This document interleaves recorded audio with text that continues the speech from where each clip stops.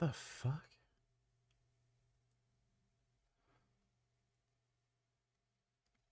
I didn't have the stream started?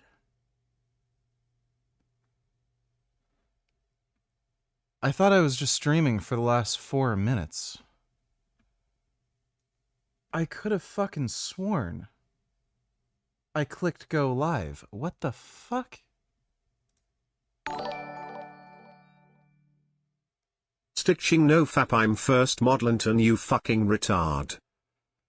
I was just reacting to stuff for the last few minutes, and I thought I was live. Yes, Bootycum, you are first. Thanks for the donation, Bootycum.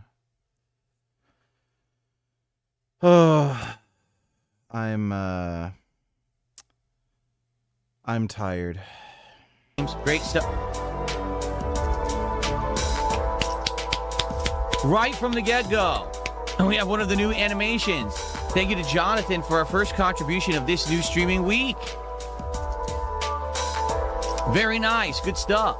So as you can see, he's on I added, now? I think, 4 all new animations, 4 contributions, and it's for Super Chats and for gifted subs. So for Super Chats and gifted subs today... Ran a marathon this weekend, and my time was 3:25. It's not too bad. It's a pretty good time.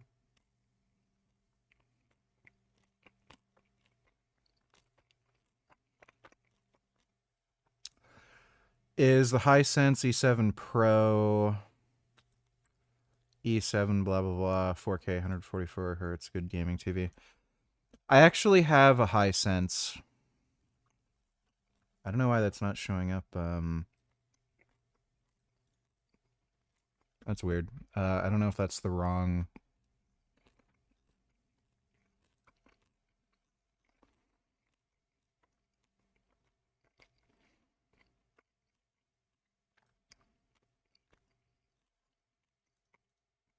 That's, I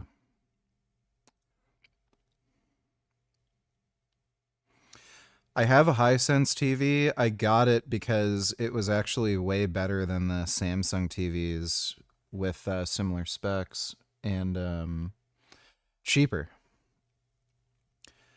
I can't remember what model TV I got. I don't think it's a E7K Pro.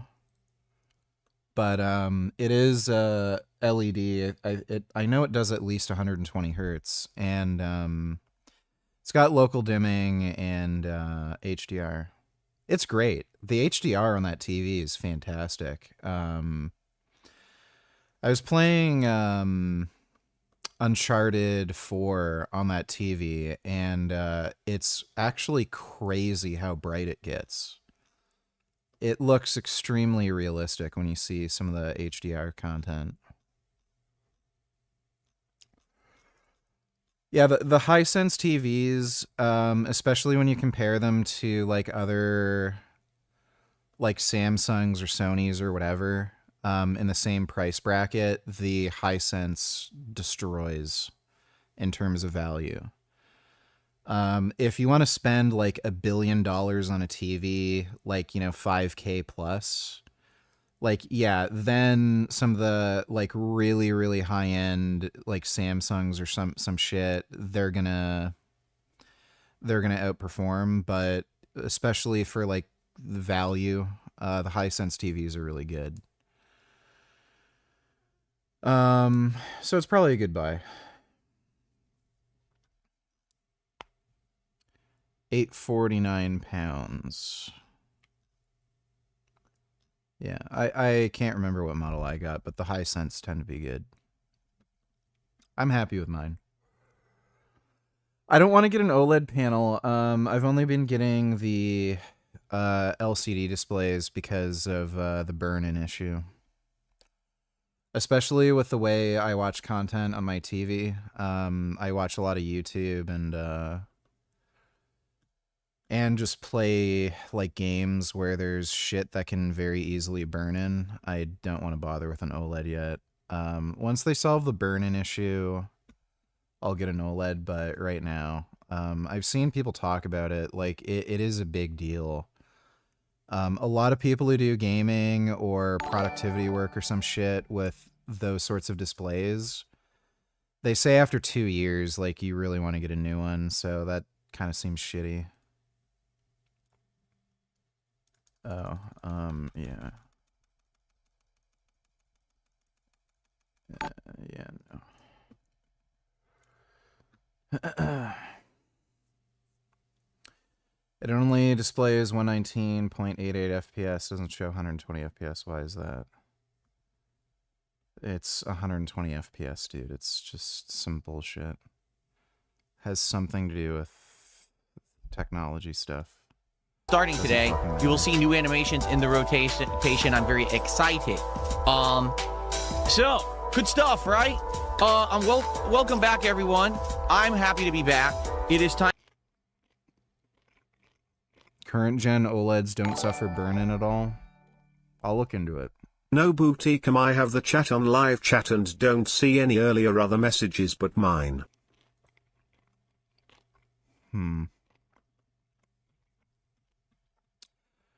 Okay. Well, thanks for the donation, Stitching No Fap. Time for fun here on the channel. Dodo, $22. Why is Destiny still talking to this anti-Semite who said not to support any candidate that votes to give aid to Israel or takes AIPAC money or supports Israel in any way? My name is Jeremiah Johnson. I am one of the Yeah, Adam Mockler is a fucking dumbass. Can make Destiny apologize. Let me see if he's online.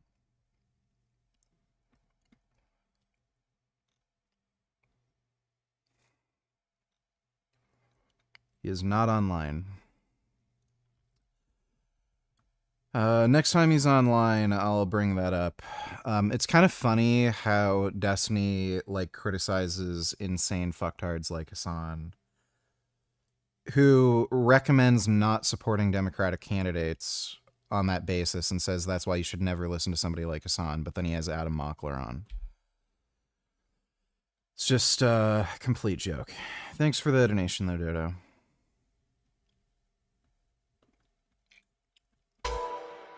Even though last week was a shorter week with... I'm first stitching no fap, it's Joe Linton aka Mod Linton, maybe try all chat, I was definitely first. I can see on my screen that you were indeed first, so I will back you up in that fact. Thanks for the donation, Bootycam. No, I haven't played RE9 on my Hisense. I have my laptop hooked up to my Hisense TV. I could, what's the wireless thing that NVIDIA has? Remote play? I could remote play. I could get that game running on my laptop. It's just not going to be with the highest settings. You know, my birthday taking up a whole day, and then having an extra day off on Friday to celebrate my wedding anniversary with my wife. It was still a good week. And I think that what we should do today is definitely recap. Oh, the music is too loud. You're absolutely right. I'm sorry, everybody. I had the music on. They made a live-action prison school on Crunchyroll?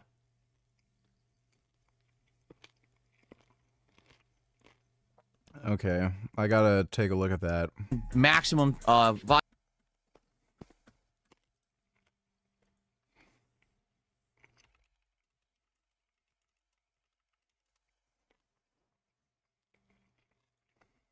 俺たちは閉じ込められた。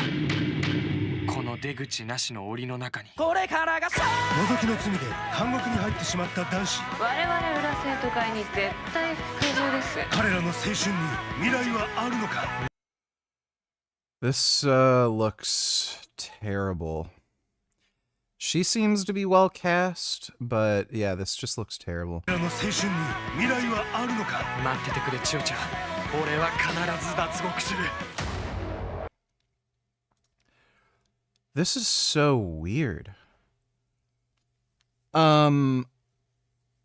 This looks like it was filmed with a digital camera and they did absolutely no color grading whatsoever. Like, zero. Here, in case Ditsiny tries to deny it or questions you about it, then you are unprepared and don't have link ready. PPL will think you're lying, but it's true. Save this link for next time you talk to him. PLS. Okay, this is literally Hassan. Okay, I'll have that saved. It's in my tabs. Thanks for the donation, Dodo. Yeah, this looks like it was shot with a digital camera, and they did absolutely zero fucking color grading. Which is weird. I mean, anybody can do color grading. What the fuck is the problem? I remember the first, like, Avengers movies and, like, Marvel movies were like that, where they had really weird flat color grading. But this literally looks like it wasn't color graded at all. Why? 俺は必ず脱獄する。男子全員必ず退学させます。貴様らに希望という言葉を。 It looks like a shot-for-shot remake, kind of. I don't know if that really translates well into... It's just such a bizarre anime.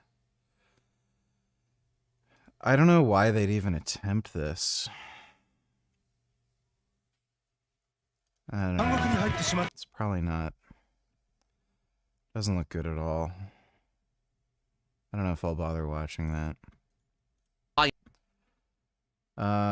Will you buy Pragmata? Yeah, I'll get that. Aaron P. Donate $2. Please watch both in its entirety.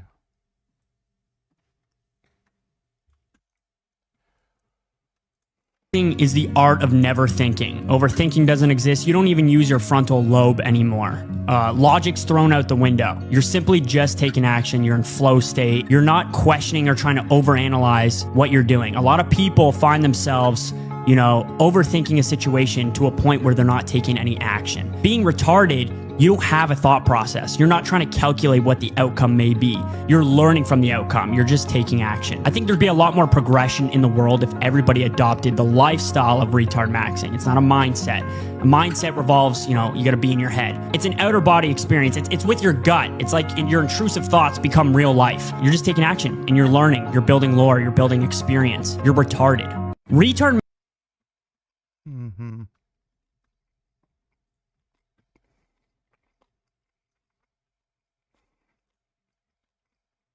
Autism. Send this to someone who's an autism. You are infected with being on the spectrum, and that is okay. Sometimes you do a weird thing. I don't care, and nobody should. These aren't funny. Thanks for the donation, Aaron.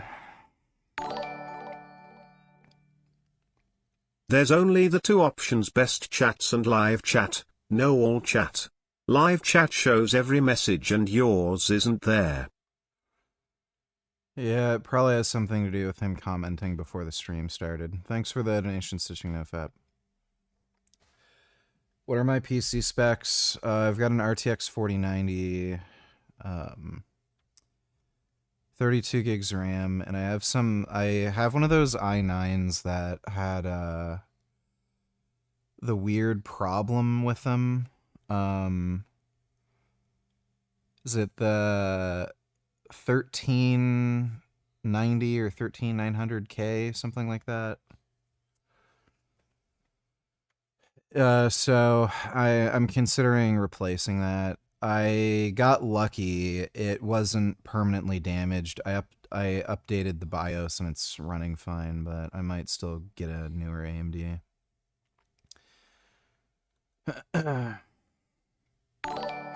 Dodo, donate $2. Yes, it's literally the first 30 seconds, so you don't even need to fish for it. He's such a blatant anti-Semite, and is saying the same thing as Hassan, but Esney literally promotes the guy. Watch it the first 30 seconds or so. Okay, I'll tell him that when I do the thing. Thanks for the donation, Dodo. Strait of Hormuz donated $2. But I'm not sure I can handle a remote control hog. I'm sorry. Don't want to date your daughter. I'm really sorry to hear that, Troy. I'd like you to meet my incredible one-of-a-kind daughter, Gina.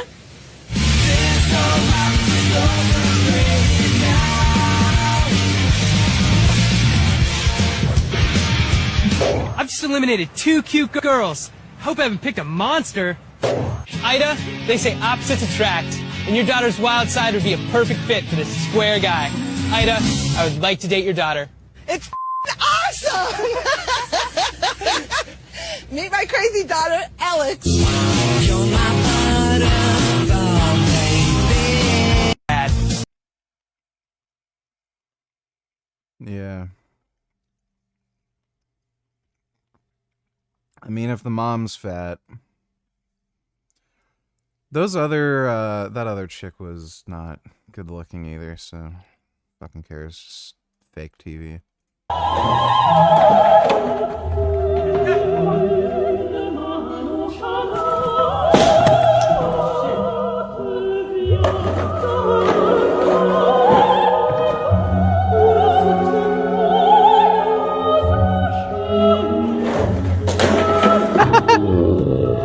Dude, he could have fucking died. Dude, that's actually unhinged. Fucking boomers. Yeah, I've already seen that. It's not interesting. Thanks for the donation, dude. Sambu, Stony Tillers, VG, you thought you had a chumbus. Oh my god, that's a real chumbus. Yeah, when it comes to chumbish, absolutely Mog's gummy. That's a real chumbish. Wow, that's a big chumbish.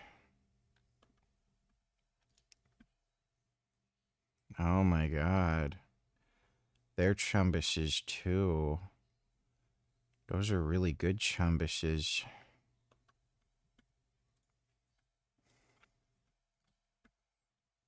Oh my god, look at that chumbish. Oh my god, catch friends with the chumbish. That's good. That's really nice. Oh. Oh my god.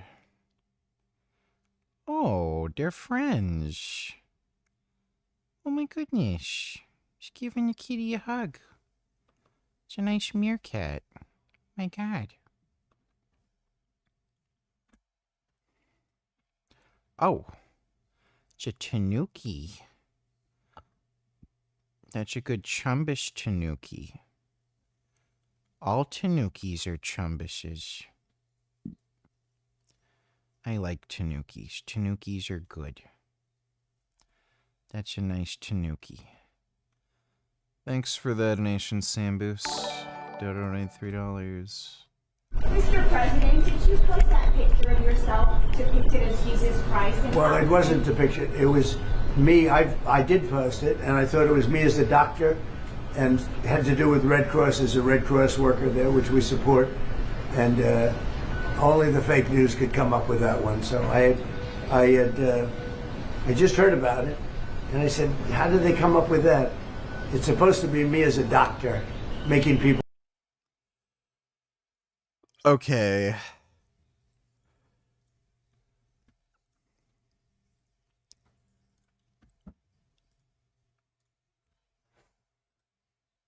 Trump's saying he's a doctor in this. You ever seen a doctor dress like that? What the fuck? People better, and I do make people better. I make people a lot better. As an example, the 11,000. I understand your husband's going through treatment. Yes, sir. Yes, sir. He's going through some very serious cancer treatment. So yes, sir. This goes a long way. Yes, sir. It sure does. Mr. President, are another round of talks planned with your... Dude. Like, you might as well own up to it at that point. It's like, whatever, I thought it was funny. Like, what the fuck? Thanks for the donation, Dodo. sticking no fap, it's because you blocked me because you were crying about my caps. Also here's $3 VG. Okay, well thank you, Bootycum. I appreciate that.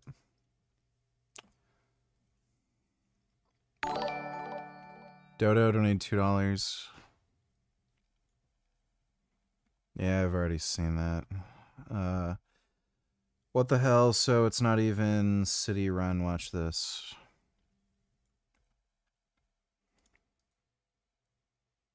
A solution to your skyrocketing grocery bill is hidden in plain sight.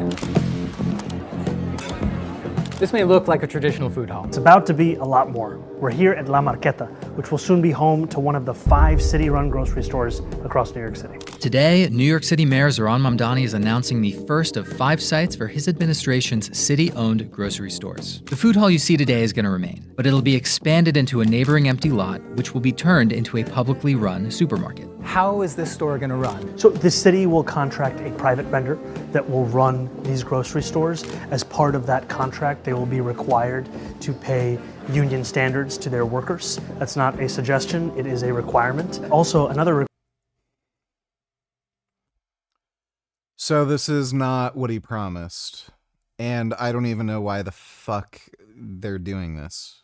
requirement as part of the contract will be to pass on any subsidy directly to consumers in the form of savings. There will be a basket of goods, essential items that New Yorkers buy from their supermarkets that these supermarkets will sell at reduced price. The other part is that this is a location. That sounds like total bullshit. So where do the subsidies or savings come from? That is accessible whether you're walking, whether you're biking, whether you're taking... Okay, this just sounds like typical left-wing kind of corruption where, oh, I have a buddy who runs a grocery store and I'll just give him a big government contract so that he can make more money, and this is just all bullshit. Taking the train, whether you're taking the bus, whether you're driving. It is within reach of so many, even beyond those who call this neighborhood their home. How'd you pick this site to be the first that you're announcing? You know, this is a site... This makes absolutely no sense. Just retarded horseshit. He's gonna run the city into the fucking ground. And it is the change that democratic socialism can deliver. I know there are many who use socialist as a dirty word, something to be ashamed of. He is a fucking communist. They can try all they want, but we will not be ashamed of using government to fight for the many, not simply the few. Yeah, great. He's gonna make everybody more broken poor. Orban concedes the election in Hungary, 75% of the votes counted. Blah, blah, blah. Yeah. Thanks for the donation, Dodo. Dodo donators, by the way, maybe if Destiny checks out, you can ask him to get you in contact with Lon Mockler himself to debate you on Israel and why Democrats should support Israel as opposed to fascist Islamic dictatorships. Would be an easy debate when, and ideally, you can change his mind. He's not going to change his mind, and the guy's going to be a complete fucking pussy and be like, why would I debate vegan gays? He's a genocide supporter. Like, yeah. I can guarantee you he doesn't want the smoke, but I'll talk to Destiny about it. Thanks for the donation, Dodo. Glad to see you are done being a sleepy whiny pussy and back to normal. Well, we'll see. It's a little early to tell, but thanks for the donation, 31st.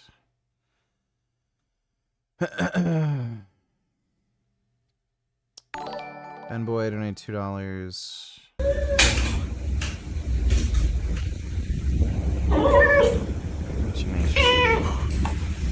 Wow. Oop. Oh my god. Very fuzzy.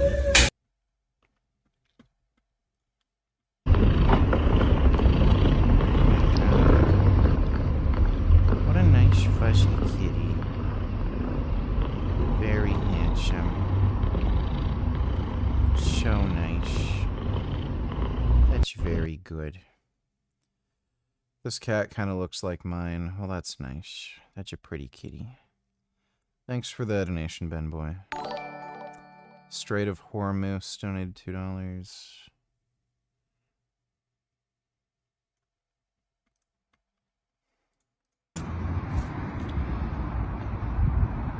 To the pops, son. To the pops. Watch your fingers. Yup, That's good. You fucking idiot. That's good. You said he couldn't have had the phone room there. That was Why good. I? Look, you kept a hold of it. You fool. That's why you shouldn't play with fireworks, especially if you're a retard.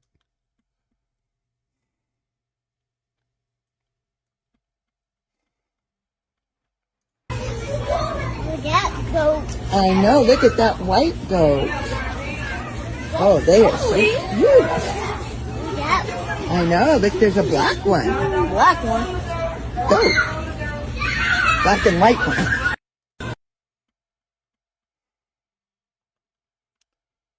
Okay.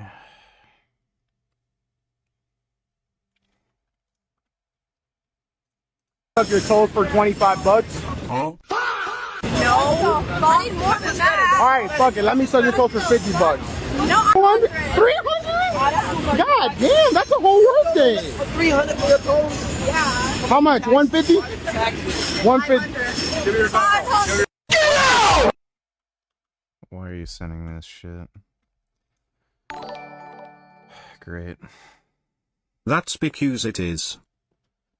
Okay, I don't know what you're talking about, but thanks for the donation, Dodo.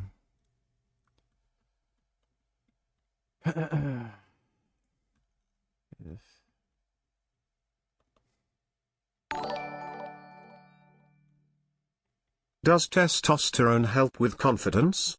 I'm a 30-year-old virgin who hasn't spoken to a girl since high school and I'm tired of wanking my willy and spooging all over my belly. The spooge gets hard and I gotta peel it off. Will testosterone help Gigglyardo? Yeah, probably would help with that. Thanks for the donation, Gig.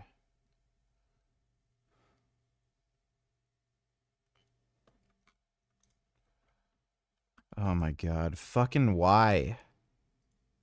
I am going to expose one of the biggest scams ever in the supplement industry. You're lying, you're scamming, you need to be shut down. And so if you're ready to watch Coach Greg gets have to. This company on Amazon alone are selling 4,000 of these at $33.99 each and every month. It's well over $1 million a year. Peak X Revival Turkesterone. They're claiming that each pill, there's 60 capsules, that it contains 500 milligrams of Ajuga turkestanica per capsule. Remember, mine only has 200 per capsule. They're claiming 500.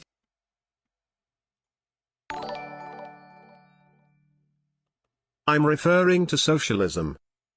Oh, I see. Well, thanks for the donation, Dodo.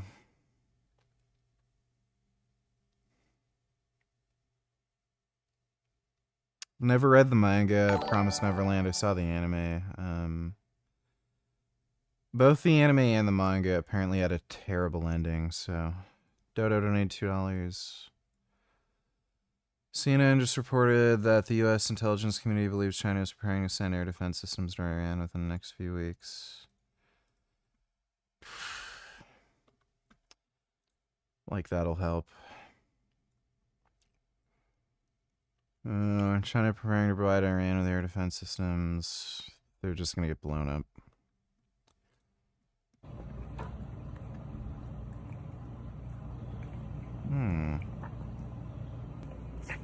They're looking at stuff. My goodness. Those are good cats.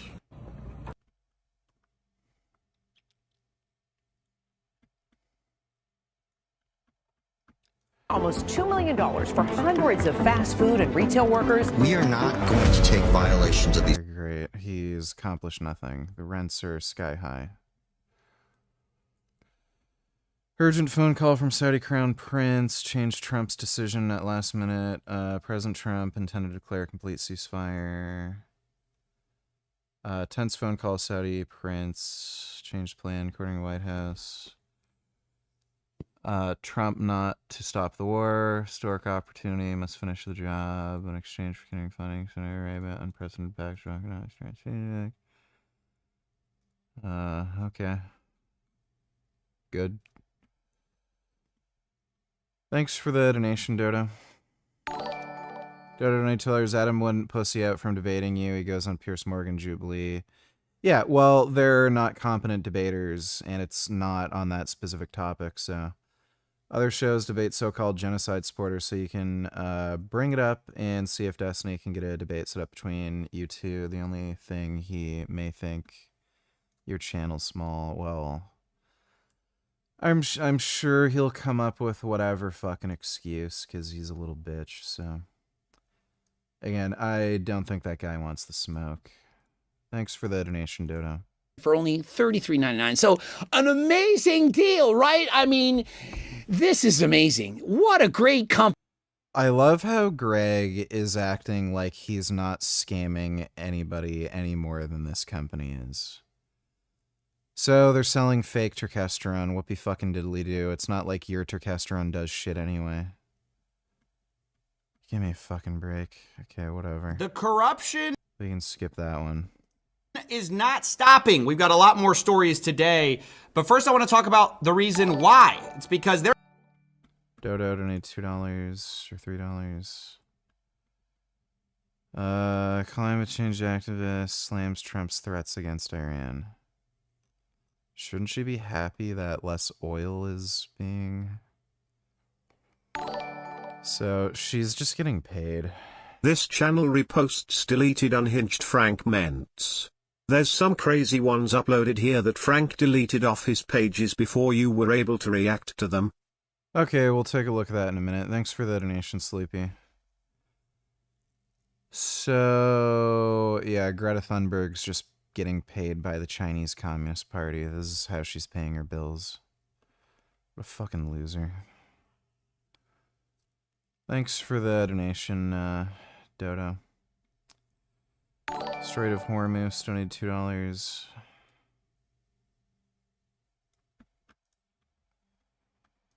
Oh. Fashion.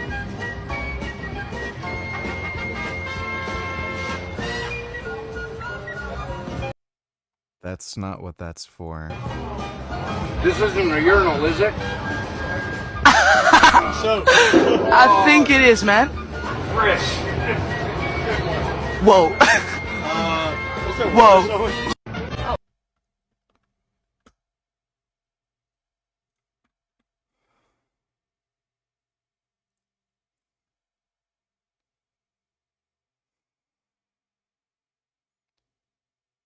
Uh-huh.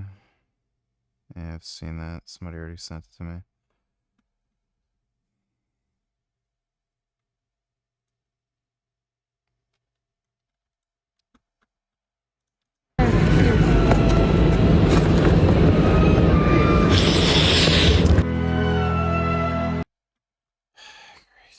There are going to be no consequences for any of this. This is right out of the Wall Street Journal. Trump promises mass pardons to staff before leaving office. Now, I got to be clear. The president denies this through the press secretary, saying it was all a joke. The Wall Street Journal should learn to take a joke. However, we know already there have been a bunch of fraud pardons. Half of his 88 individual pardons are for white-collar offenses. Many of those people would have had to pay restitution, except now they don't. Greta seriously should be rotting in jail.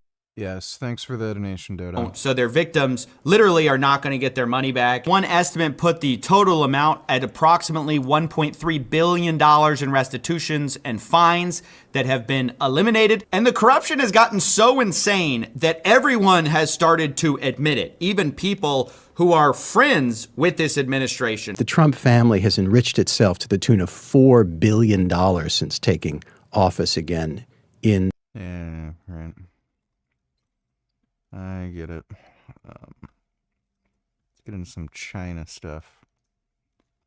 You want to read the paper this video is based on? It's on my Substack at ryanpet.substack.com. The paper is by Adam Kraft and his team at the Corgi Group, or a collection. Yeah, I'm kind of tired. I was just doing 4 hours of training.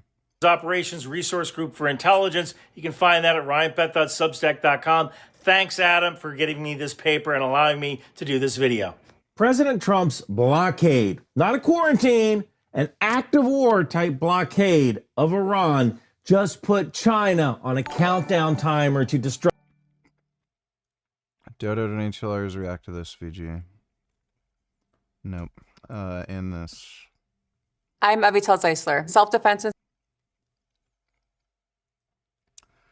It's probably going to be stupid. I'll watch that later. Thanks for the donation, Dodo. Destruction, like one of those Saw movies. And China basically has until June 8th to do something, because doing nothing is likely extremely economically painful. Let's talk about one of China's biggest strategic vulnerabilities. It's not demographics, not real estate, it's not even youth unemployment. It's oil. It's oil from Iran. More specifically, the fact that China built this world-class industrial economy that keeps depending on a narrow strip of water in the Middle East. According to a document by my former boss, Adam Kraft, roughly 5 million barrels a day of China's crude imports through the Strait of Hormuz, along with about 30% of its liquid natural gas imports. And that's not just a problem for China. That's one of those choke collars you put on a dog when they bark too loud. If you want to read the whole report, it's at ryanandbeth.substack.com for paid members. A couple of things to start. When people talk about great power competition, they tend to talk about aircraft carriers, hypersonic stealth jets, and maybe some guy on Twitter who doesn't really know what they're talking about. They're delicious, but they make you want to pee. But this war and grand strategy is still about boring stuff. Fuel, refining, shipping, storage. And whether you keep the economy running and the lights on when you start posturing. And by the way, yes, you can get my Sea of America shirt from Bunker Branding, because I can tell you, with this blockade, if it wasn't the if the Arabian Sea wasn't the Sea of America before, it is now. This is what our Navy does. And this report's argument is really, really simple. If Hormuz stays disrupted long enough, China starts having to make some choices it really doesn't want to make. Choices between civilian growth and military readiness, choices between keeping the factories open and preserving fuel for a Taiwan contingency, choices looking between being weak and doing something really stupid. And that's the real story here. It's a story that really no one's talking about. China imports a huge amount of oil, specifically from that region. And the report says that in 2025, crude imports hit about 11.55 million barrels per day. That's 40 to 50% of those imports were from Hormuz. The Middle East makes up more than half of China's supply mix. There's a Russian overland pipeline that covers part of the problem, but Russia helps, but Russia doesn't solve this.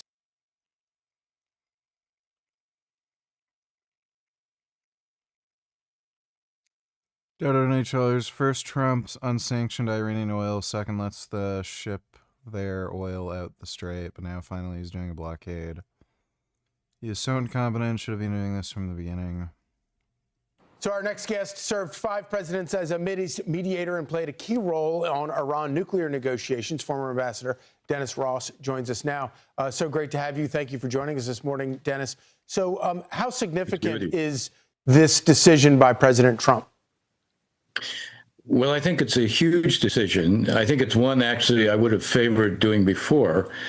The Iranians were put in a position where the president was actually allowing them to export their oil while they were preventing anybody else from doing it.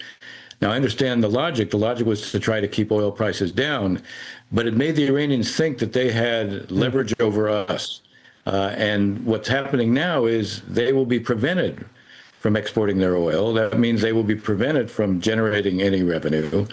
That has the virtue of making it clear, okay, now you've lost the leverage that you had, number one. Number two, China gets 50% of all of its oil out of the Gulf through the Strait of Hormuz. It puts China in a position where they have a major problem. One way they can address it is by putting pressure on the Iranian regime. They're one of the few that actually has some leverage on that regime. So I read this as a move that makes sense from the standpoint of trying to turn the tables on the Iranians, trying to demonstrate that they do not have the lever they thought they have. put them in a position where they're going to be denied the revenue that they were generating, ironically, throughout this conflict, and increase the Chinese incentive to find a way out of this. So I think this is actually a smart move. As I said, I would have, if anything, I would have liked to have seen it done before. Dennis, you advised multiple presidents, to include President Obama, on the Mideast situation and Iran in negotiations. Did you ever think that there would be one like President Trump that was willing to take them head on, confront them, and back it with hard power, as we have now seen the U.S. military just wipe out Iran's Navy, Air Force, missile capacity?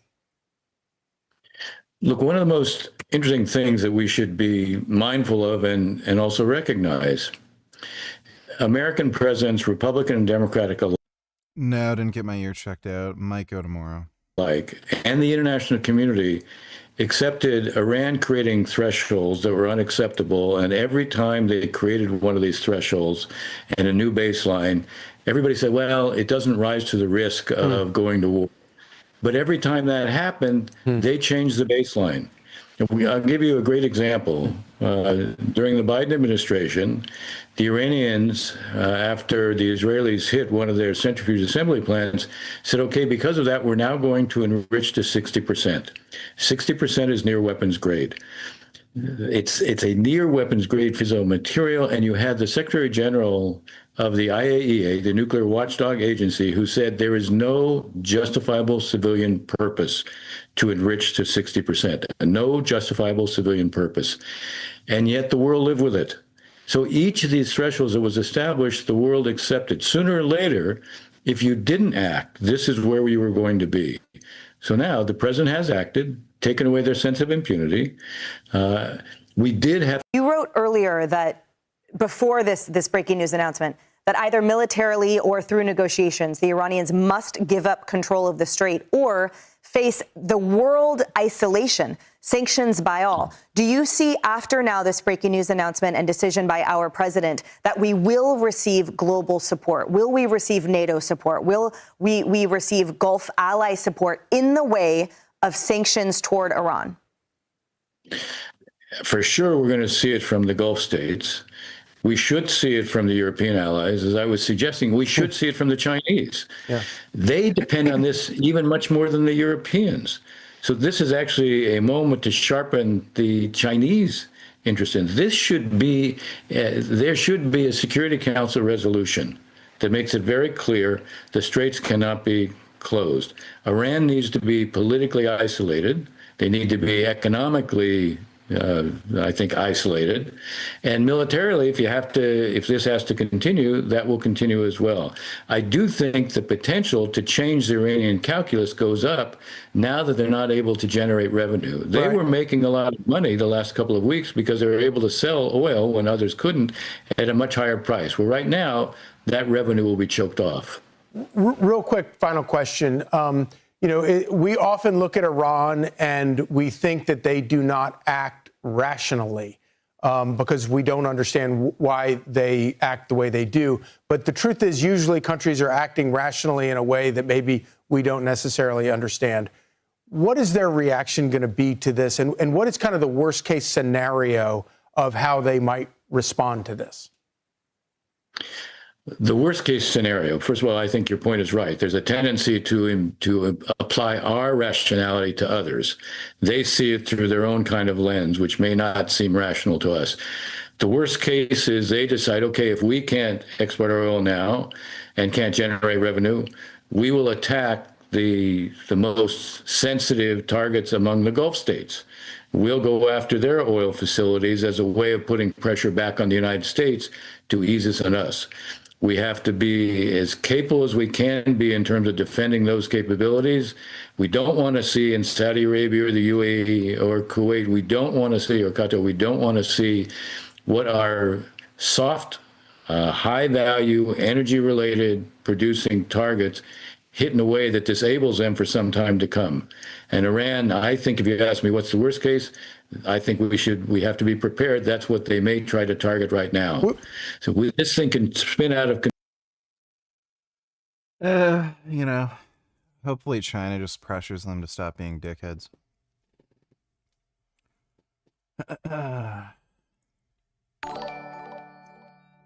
Pickles for my nipples, donate $2. What does Isaac do for a living? I hate to get on Trump stuff, but have you seen computer stuff? In the Plex? No, I heard about it.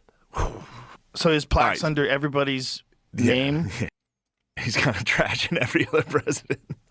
He's not right. I mean, Sleepy Joe that would be- Biden. Sleepy Joe Biden. By It far says the that. worst president in American history. Oh my God, he is right. Yeah. Thanks for the donation, dude. I already know about that, so. I have proof that VG is 100% white.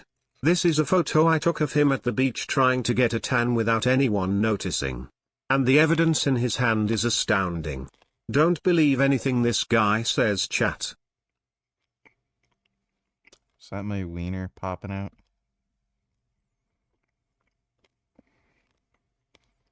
I don't think that's me. I'm pretty sure that's a bad drawing you made. Thanks for the donation on Wib. Interesting. I told you exactly what this guy was saying a few days ago. That Iran wasn't blockading their own ships from exiting the strait and that they were actually making more post-war than they have been making before the war. You said it's BS. Lol. That's nice. Thanks for the donation. Bro, order some pizza and champagne so we can celebrate this kick-ass news. Do you think they'll use this majority for the benefit of Canada?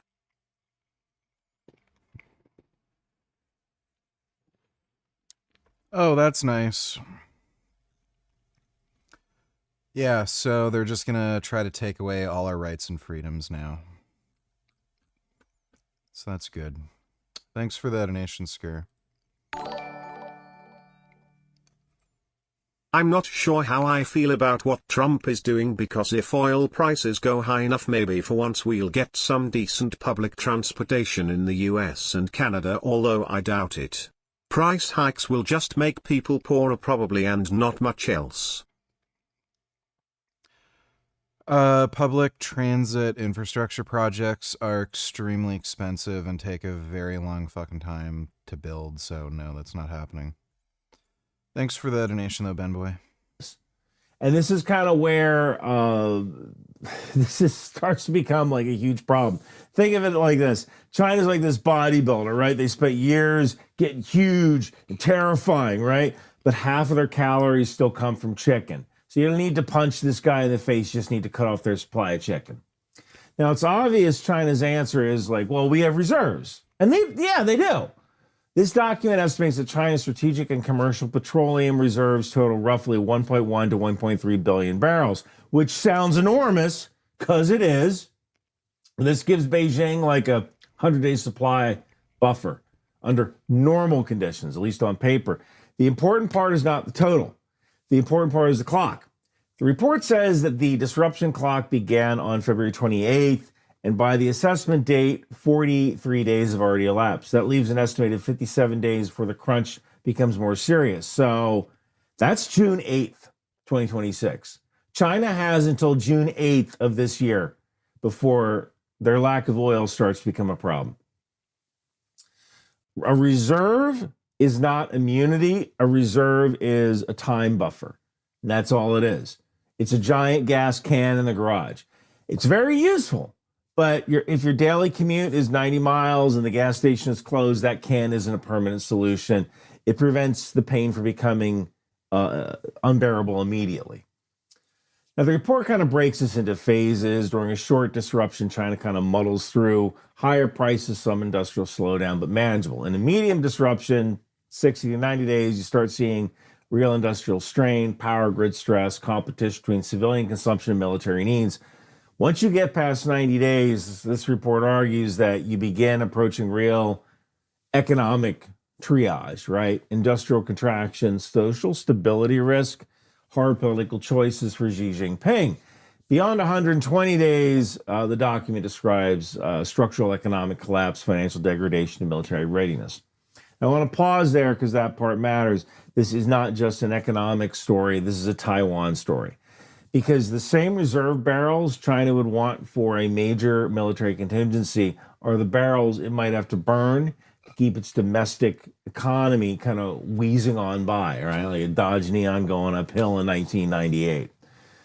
The report makes it very clear that China's strategic petroleum reserve it's tied to the contingency planning, but a prolonged Hormuz disruption forces those reserves to be used for domestic stability instead. Every barrel that's burned to support a factory running is one fewer barrel that's available for the People's Liberation Army. And this gets even worse when you look at refinery.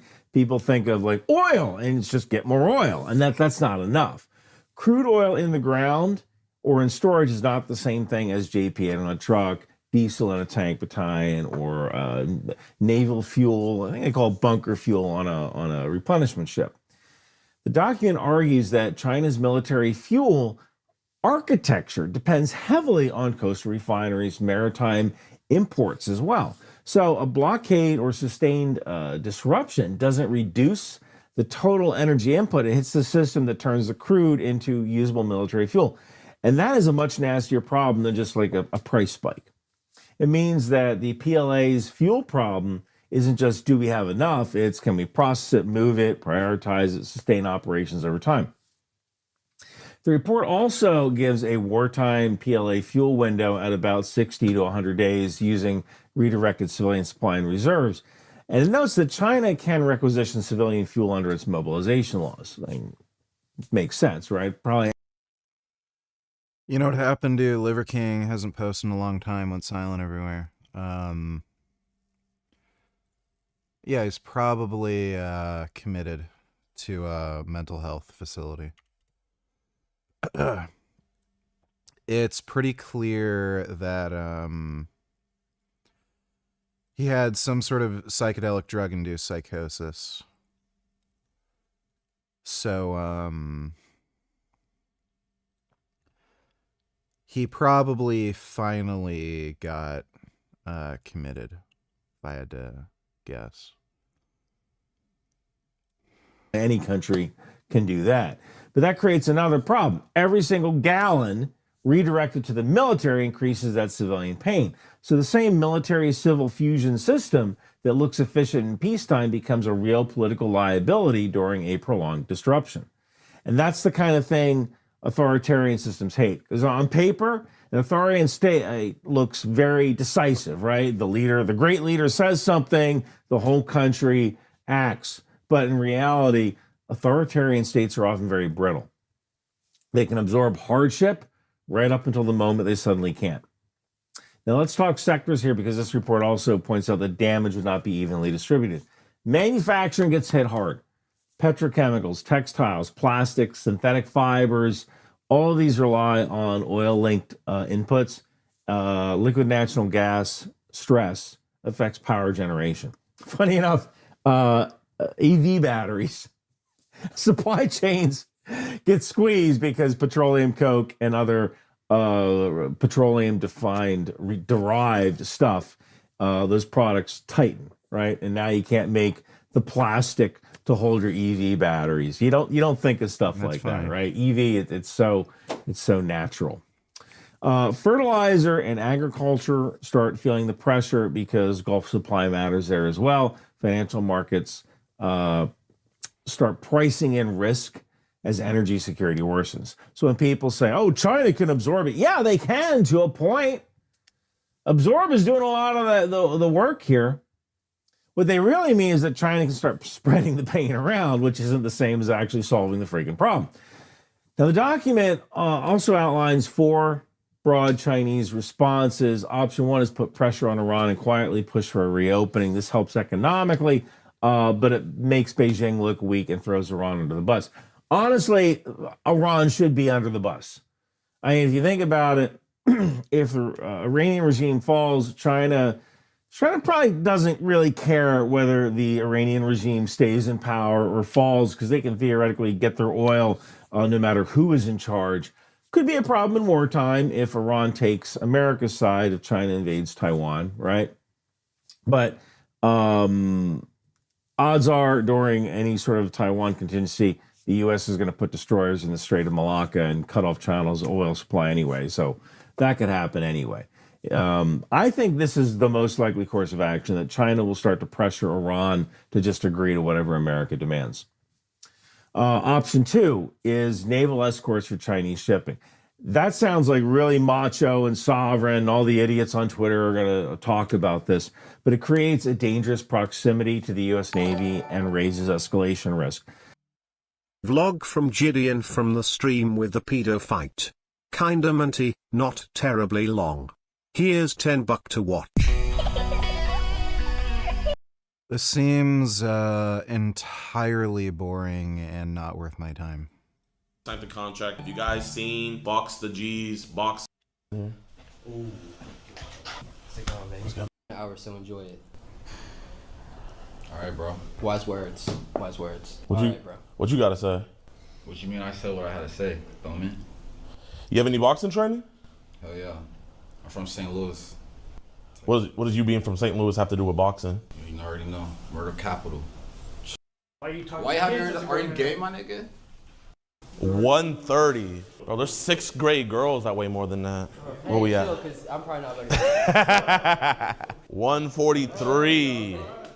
Like high school girl. Hey, those shoes are like 6 pounds though. So, Chad, he tried to dip. He slipped. Yeah, star 60. Running. That's what group saying?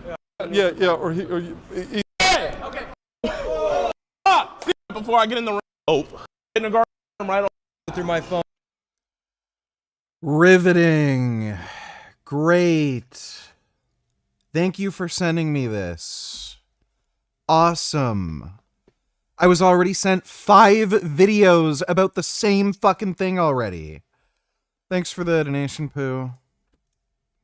China does not want to run an American blockade. They have no problem bullying a Filipino fishing boat with fire hoses. They do not want to mess with American destroyers on the high seas because we will defend ourselves and we know how to do it.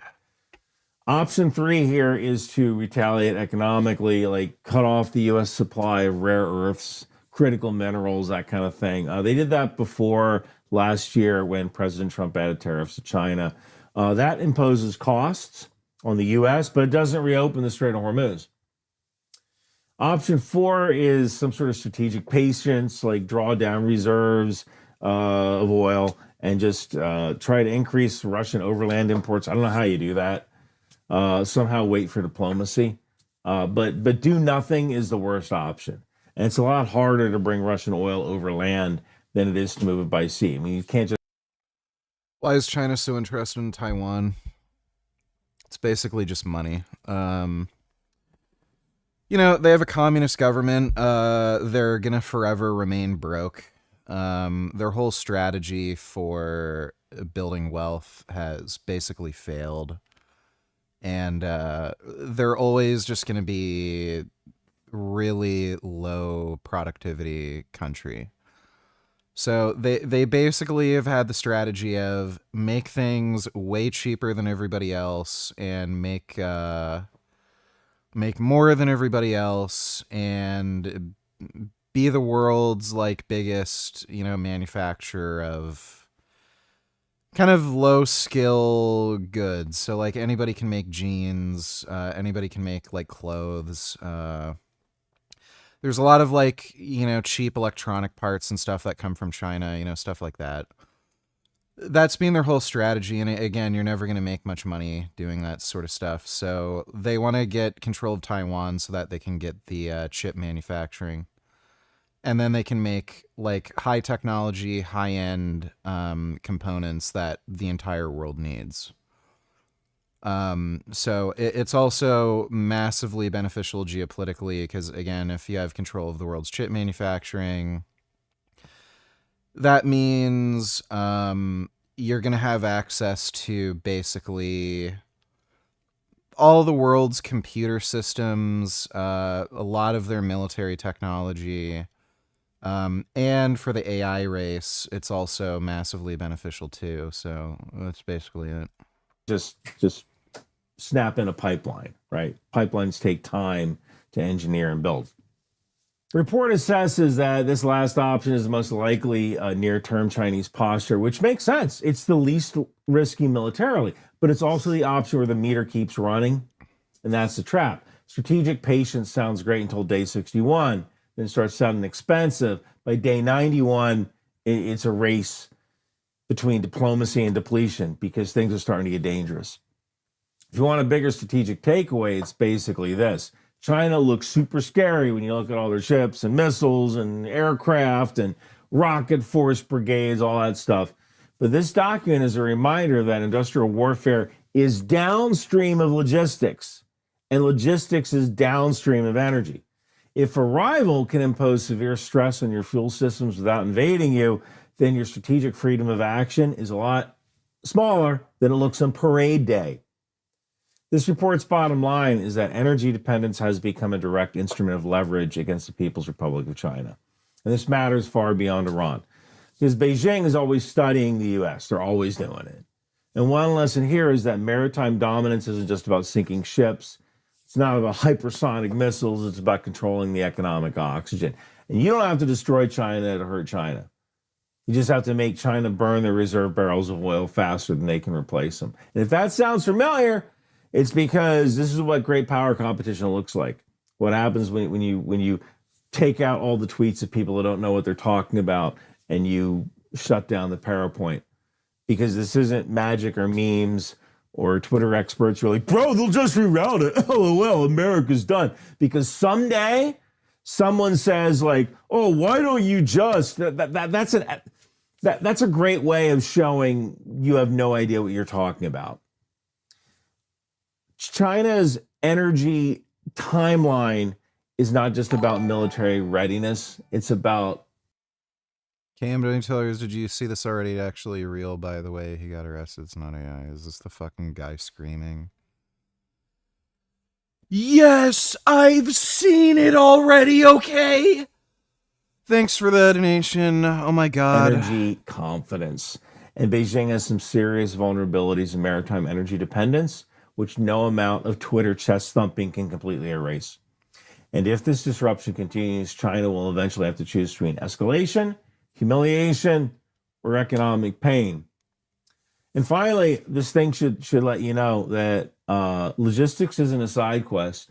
Logistics isn't a freaking mini game. Logistics is the only game. The U.S. Army is a logistical organization that just dabbles in combat.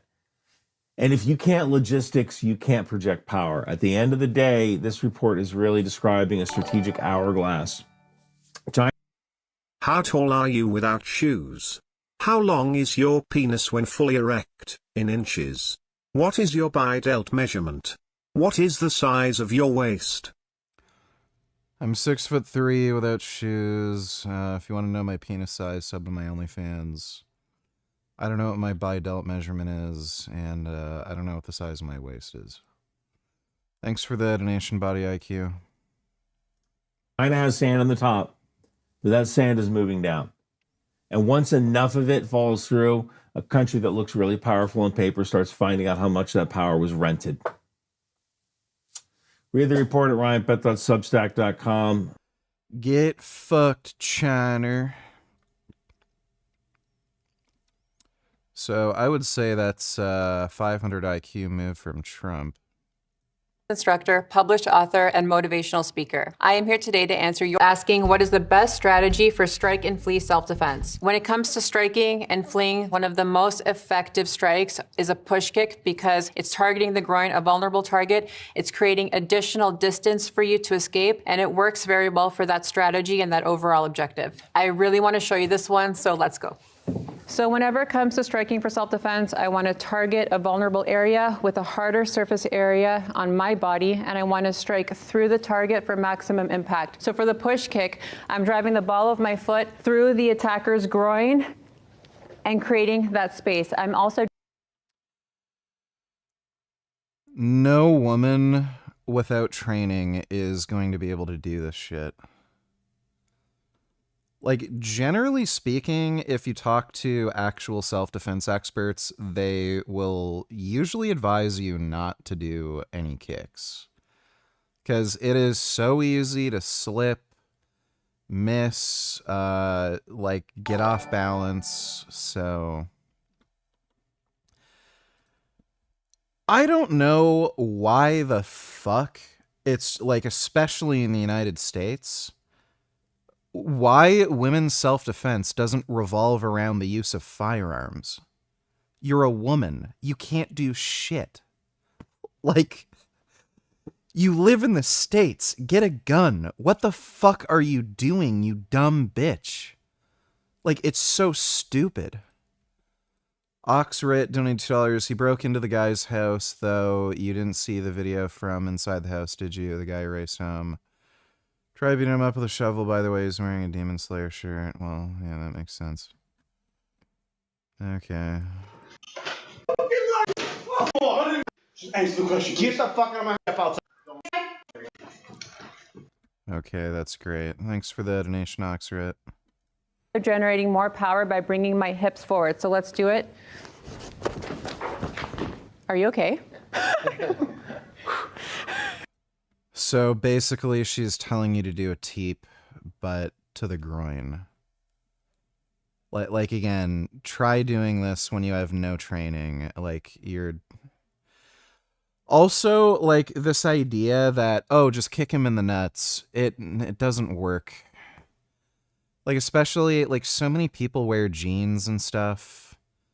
Like, it's just not gonna fucking work. So that is your strike and flee tactic. Levitating loser. Is it bullshit? Is shouting fire really more effective than crying rape at getting people to come and help? So I first want to say that you cannot rely on anybody to come and save you. You are your first and your last line of defense. That is why training self-defense matters so much. Now, when it comes to item could Everyday item for self-defense tool. Yeah, it's called a gun. transition into a self-defense tool if needed. I really want to demo this for you guys, so let's go.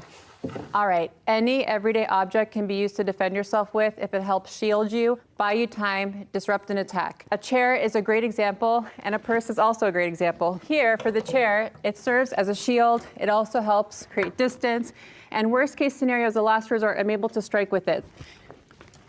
Yeah. Oh my god.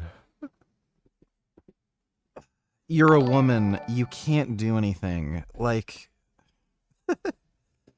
Get a gun. What, like, you live in the United States. You can have a gun. Let me pick up a chair. Oh my god. And then when women buy a gun, they get like some fucking bullshit 38. Like, Grey Knight donated $2. Promise you haven't seen this before. Lol. Next slide. Trump explains. Restricted post. Can't see it. Thanks for the donation, Grey Knight. You can just grab the chair and smack her across the face. Okay, you get the point. You can just grab the chair. She's a weak little girl. One other thing I want to say is that any everyday object can also be dropped. It can be grabbed by the attacker. It could also be used against you, so you have to factor that into your training. Now let's talk about the purse. So from here, if I'm being attacked, I can use it to defend myself with. Oh my god. Dude. It's like the stupidest shit I've ever fucking seen in my life. I can also grab it, and I can strike somebody with Oh yeah, the purse is really gonna hurt. Like, unless you have a couple bricks in there, I don't think that's gonna do anything, you fucking idiot. it to help stun my attacker. Again, very great option if that's what you have on you. But like with anything... This is insane. Keys. Oh my god. Your keys for self-defense. Good advice or urban legend? All right. Hollywood is responsible for women believing they can fight men.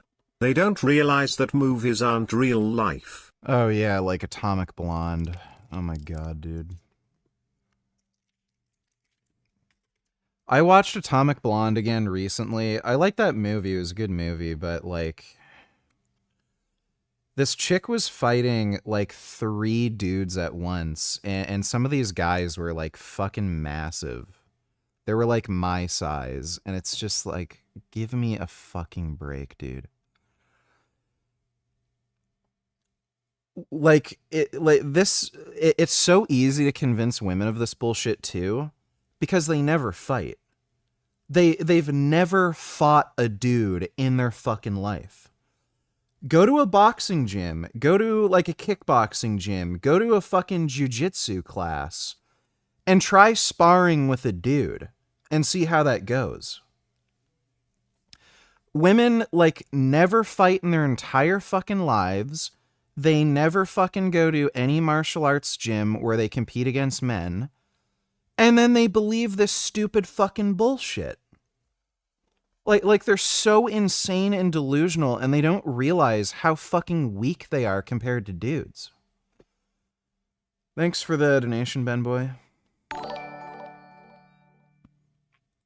Why do SJWs always give such lousy advice? Because they're retarded fucktards and gay. Thanks for the donation, Dodo. Grey Knight donated $2 here from X.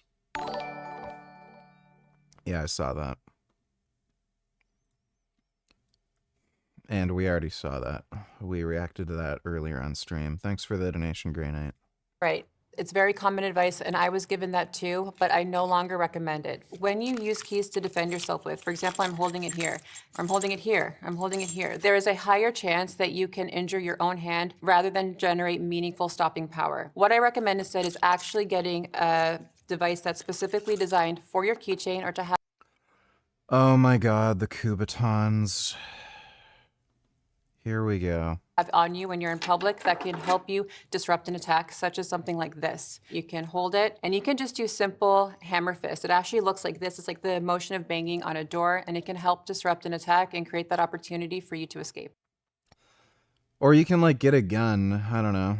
So make sure wherever you are that you know your local laws when it comes to devices, and also practice it and then have it on you and easy to access when Yeah, like a gun. you need it. Otherwise, there is no point of investing in a safety device like this. We have a question here from Cora. Given your past experience, what's the most common tactical mistake people make when trying to defend themselves in a violent situation? I would for sure say hesitation. Not having a gun? And also trying to force a defense that has a specific series of steps instead of adapting to what they're actually facing. No, the right answer is not having a gun. Why is pepper spray such a popular self-defense option? Pepper spray or pepper... I don't know, VG. I know some gay dudes that are pretty big, dominant and topped. Big strong hairy gay top doms. Don't think SJWs are gay necessarily. They're just weak and stupid. Cool face emoji, embarrassed smiley face emoji. Well, I mean like gay, not just gay. Thanks for the donation, Daddy James Wade. Pepper gel is a great option because it lets you defend yourself from a distance. It's also small and easy to carry. I personally prefer pepper gel because it reduces the risk of blowback, but regardless of or you could just carry a gun. which one you choose, you have to first make sure that it's legal where you live. You have to practice using it safely, and you have to have it on you and accessible. So Yeah, like a gun. Best weapon or skill for self-defense. If she doesn't say gun... what is the best weapon or skill to have for self-defense as a woman? So I want to start by saying that the only attack you are guaranteed to survive is the one that you can prevent. That is why the best skill for a woman is not a weapon or a move. It is what's called situational awareness. Situational awareness means being more aware of your surroundings, but in a tactical way for survival. So this means... This is a dumb bitch answer, by the way. This is like saying, like, how do I survive a car accident or something? Well, the best skill is to not get into the accident in the first place. Like, it's taking notice of safe locations, exits, objects that you can creatively use to defend yourself with, any security nearby. When you start practicing this, you she's not even going to answer the question, is she? are going to feel paranoid. That's very normal, but this really is a life-saving habit that I encourage you to start doing right now. I always advocate for people to take self-defense from the systems that I've been exposed to. I find that they all have value, but it's very important that you develop a survival mindset, situational awareness, and prevention protocols, and of course, to pressure test defense. Okay, yeah, she's an anti-gun fucktard. I can guarantee you, she's one of these dumb fucking delusional bitch women who, like, preaches, oh, the world's dangerous, women need to know how to defend themselves, ban all guns, don't carry a gun, gun bad, when, like, she's literally the demographic that would benefit the most from having a firearm, including the women who are interested in self-defense. So she didn't even answer the fucking question, best weapon for self-defense. Just ignored that, because the answer's fucking obvious. A fucking gun. Like, you know, get a Glock or a Smith & Wesson or something. SIG has some good carry pistols. Literally won't even answer a fucking obvious-ass question. So, like, this is an anti-gun fucktard. I don't know if this has something to do with the channel she's on, Wired. Is Wired, gay with guns?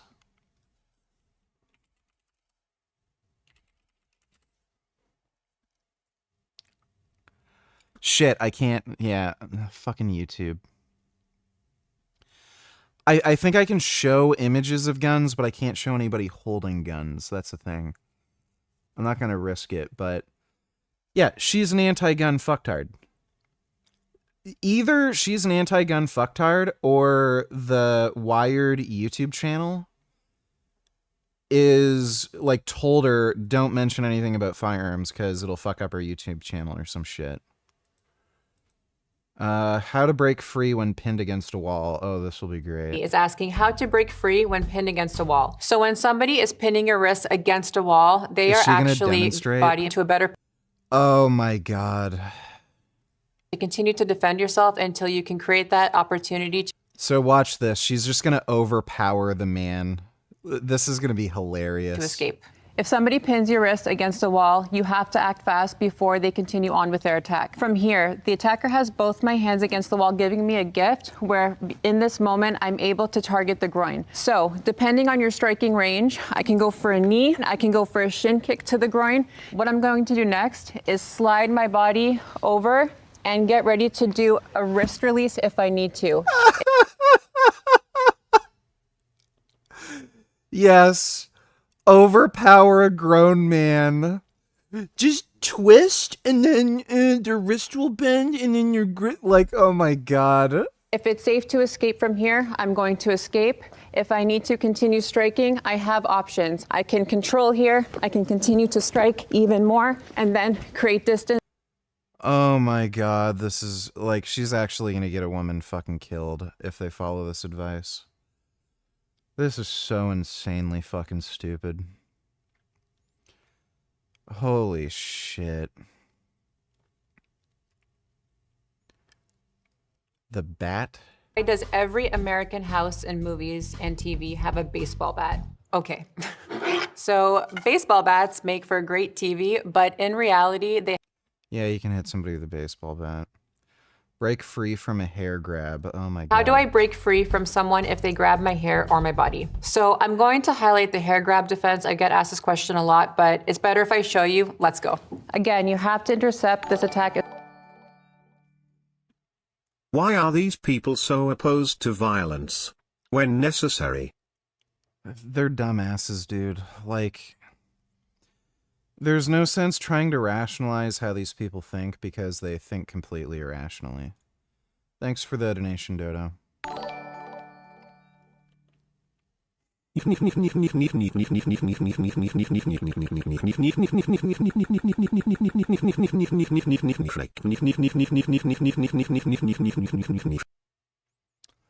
Yeah, true. Thanks for the donation, 9014.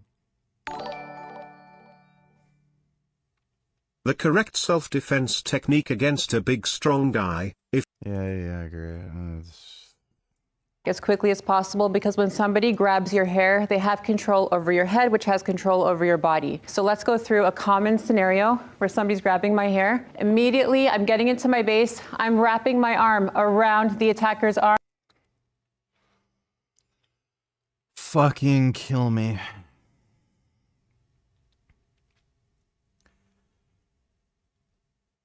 Like, she's serious. I'm putting pressure on the shoulder joint. I can dislocate the shoulder if I continue. Oh, she's gonna dislocate my shoulder. You just, like, you tug really hard on their arm and then their shoulder's gonna dislocate. How in the fuck is that gonna dislocate somebody's shoulder? What? Like, this is so stupid. If for some reason they're still holding on from here, I have options. I can close in, continue to attack. What is she fucking... This is insane. There's so many fucking problems with this. First of all, good luck getting a woman in a self-defense class to actually try these techniques with resistance. So, like, if you ever want to practice self-defense, like, or martial arts in general, you have to practice against a resisting opponent. So, good luck getting a woman to agree to getting her hair fucking pulled as hard as, like, an actual dude would pull their hair to control them. So you're never going to be able to practice this because most women will never fucking do it in the first place. Secondly, she doesn't know fucking anything about martial arts. The idea that, oh yeah, just tug on somebody's arm, that's going to dislocate somebody's shoulder. Let alone a fucking man who's twice your fucking size and strength. And then, please explain to me, like, how when he has your fucking hair grabbed and is tugging on your fucking neck, you're gonna somehow get in this position where you can fucking knee him? Continue. Like, it's just retarded. Like, your best chance here is to just, like, try to poke out his eyes or something. Like, just grab his face and, like, hopefully he lets go or some shit. Or, again, I know this is fucking crazy or whatever, like, really out there suggestion, but if you have a gun, you could pull out your gun and shoot him. But, well, like, that's a little too taboo for some people. I guess I'd rather just get raped and murdered. Oh my god. And like, again, this kind of fucking bullshit where, oh yeah, just knee him. First of all, like, try it. Go to any kickboxing gym, like, try kneeing somebody in the fucking groin when they can move, avoid. Like, hitting somebody in the fucking balls hard enough to actually get them to do anything, that's a lot more difficult and iffy than you'd think, especially when somebody's wearing, like, jeans or something. That's gonna kind of block some of the force so you can't actually hit their nuts. And, like, this is just basic physics. Like, if you're talking about an average woman who's gonna weigh, like, what, maybe 120 pounds versus a dude who's probably gonna be around 180, your ability to generate force and actually hit him hard enough to actually, like, do anything, you have to be, like, so fucking well trained and have such good technique and be so physically fit. Like, this is just fucking nonsense. To attack. Like, even if, like you can look at fucking women who are professional boxers doing this shit.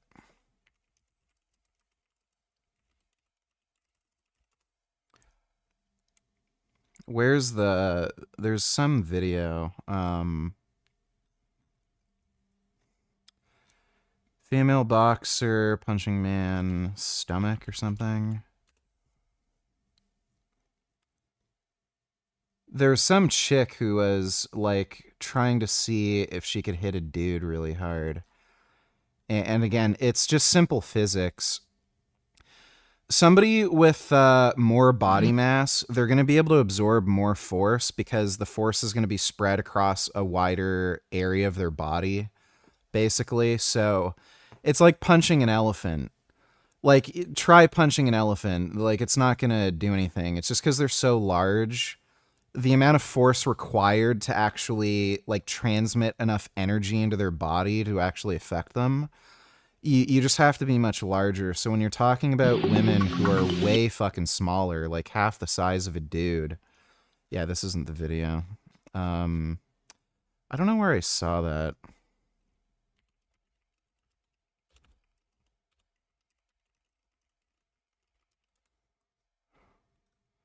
Let me see if I can find it. Just... This is it. Fucking TikTok. Oh my god. Why? Why would I have to do that? Fine. Fuck you. Oh my god. Fuck you, TikTok. Why? There we go. Oh, now, yeah. Fuck off. Fucking TikTok. Yeah, so this woman's 5'5", and she probably weighs like what, 120, 130. And this dude's 6'7". Like, I'm guessing he's over 200 pounds or something.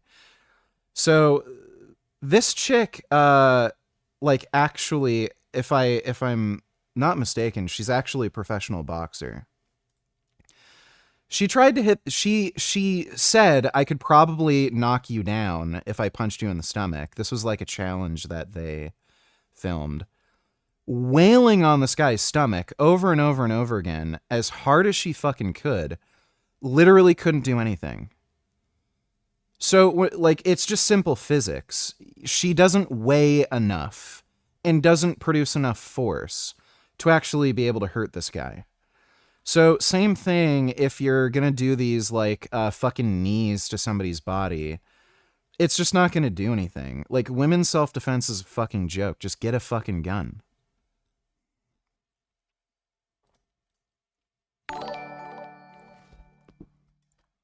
It's sad we live in a world where wild animals are more based when it comes to self-defense in nature than humans are. Yeah, I guess. Thanks for the donation, Dodo.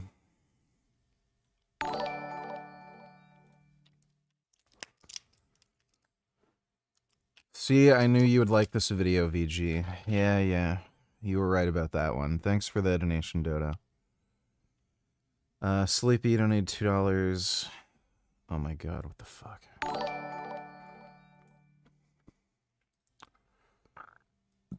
Young men, and really any man, is do not put effort into chasing women. If you're not a tall, handsome dude... By the way, this is coming from a gay man. I'm sorry, I'm not either. I don't get girls that easily. Like, just don't do it. Yeah, I bet it would be difficult for you since you're fucking gay. Focus on your career, build a business, focus on yourself, do something else. Because every second you spend chasing a girl that doesn't want you is a second that you could have focused on yourself or on your business. Thankfully, I never, throughout my whole life, really wasted any time or effort on relationships or anything. Because I struggled with money when I was younger, and I always focused on working and having a business. So I never really fell into this trap. But I can't emphasize this enough. He's gay. Like, it's one thing if you're a good-looking kid and you get girls easily and you can enjoy that on the side. Yeah, you could do that, but you still want to focus on your business. Do not let girls or women distract you from your goals in any capacity. It's easy for him since he's gay. Usually it's women that focus on this law of attraction stuff, but as a man, a very valuable lesson is that what you want does not correlate to what someone else wants. And what someone else wants plays a huge factor in what you want. It means you have to put a lot more effort into getting something if they don't want it. If you want this girl and she doesn't like you, you can get her, but do you really want to spend half your life chasing after someone that doesn't want you? Would you rather, like, and I guess this isn't the best explanation, but would you rather jerk off, clear your mind, and have a $10 million business, or spend half your life chasing after some girl? And that's the harsh reality. And it's kind of hard to overcome, your... If somebody's not showing interest in you, just move on. Your physical, sexual, and emotional needs as anybody, but it's important to understand why you may not be doing so well. You know, where your mind is at and should. Why does he make videos like this when he's gay? And there's a few people on here, I think that guy Blython and a few other marpy morons, and if this guy's a high tier normie, I'm Looks like Blython is showing his true colors. Not only making fun of me for being botched, praising the doctor that botched me in his comments. All I know is if I made a video like that, I would be instantly banned for harassment and bullying. I don't know if this kid is delusional, if he... How many fucking videos has this guy made claiming somebody is like a dirty Jew, a scammer, like he's made, I don't know how many fucking videos accusing Paul Saladino of being a child rapist. And then he's saying that would get him banned if he made fun of somebody? He's trying to lie and manipulate and gaslight people and genuinely thinks he can do that you're stupid. Another theory I came up with is that MARPI causes brain damage because for some reason, after people get this device installed in them, they all enter what I would like to call a MARPI craze and irrationally promote this medieval torture device as if their life depends on it with no logic or reason. MARPI brain damage, my new theory. And apparently, according to him and his crew, I'm a botched low-tier normie. And this botched low-tier normie that had 8 eye surgeries and 3 full orbital reconstructions still has a better eye area than your Chad God. Ooh. And don't let me compare all of my other facial features to him. I don't want to be too mean. But guys, if we are talking purely about face... Oh my god. I'm better looking than you. Yeah, he's not gay. Please do not put me in the same room as this dude. I'm not going to be mean. I'm not going to say things that can be considered harassment or bullying, which he is apparently allowed to say. But you guys need to go to an optometrist, not an orthodontist. You got to stop with these MARPI devices, maybe get some LASIK or some glasses or some eye surgery because none of you can see straight, all right? This is comical, dude. This is comical. All these famous looks maxers, Clavicular, K-Shamy, all Hulo, name any of them. Put me in a room next to any of them. I guarantee you I'm better looking facially than all of these fraudsters. And I can probably name 5 guys that... Yeah, that's why he can't get... Oh, right, he's gay. Well, I guess it doesn't count then, right? ...are way better looking than me that I've seen on here that are kind of posting as looks matchers, but they just get a few thousand views. I mean, granted, they were just genetically attractive, but there's guys way better looking out there, and for some reason, you're fixating on this kid. He's just an industry shill that's promoting this device. I guarantee you that's all it is. And when money's involved, these people will say or do anything that is stupid and crazy, even like trying to convince you that they're good looking. Hey, did you guys see my beard? You guys like my facial hair? If you go to my website, I'm selling the ultimate facial hair serum where you can grow this ultimate Giga Chad beard. You guys see how ridiculous that is? That's like me with no facial hair at all. I can't grow any facial. I'm trying to sell you I don't know. That's just me being a little kooky, trying to come up with an analogy, but that's like what this guy's doing. I might as well try to convince you I have the best beard in the world. Okay, that made no sense. Thanks for the donation, Sleepy. Jason Donny Tellers, I know you said you watched it, but can you just watch the little part again on stream? Please, it's funny.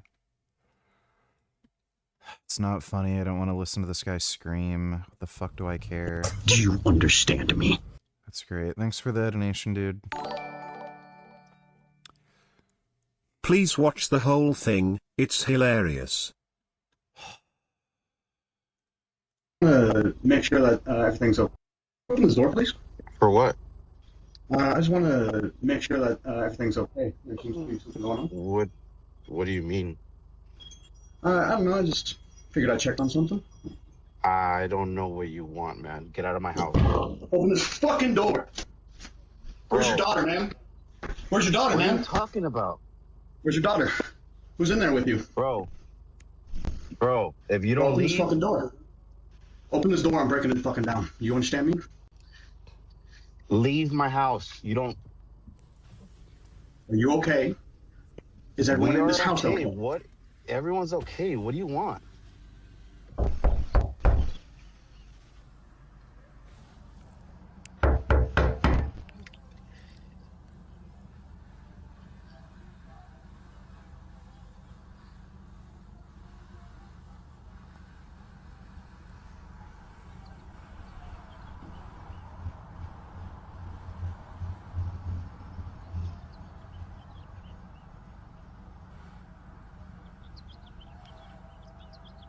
Can you leave my house, please? Can you open the door, please? You have nothing to do with my house. Can you leave my house? You know what my name is? I don't know who you are. You don't belong in this neighborhood. That's for sure. This is my neighborhood, though. Yeah, I live there. I don't know you. My name is Harry Dresden, motherfucker. Open the door. This is my neighborhood. Open the fucking door.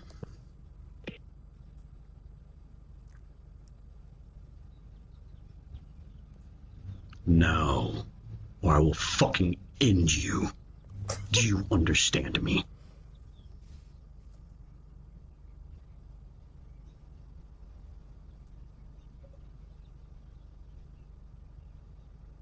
There you go. Happy now?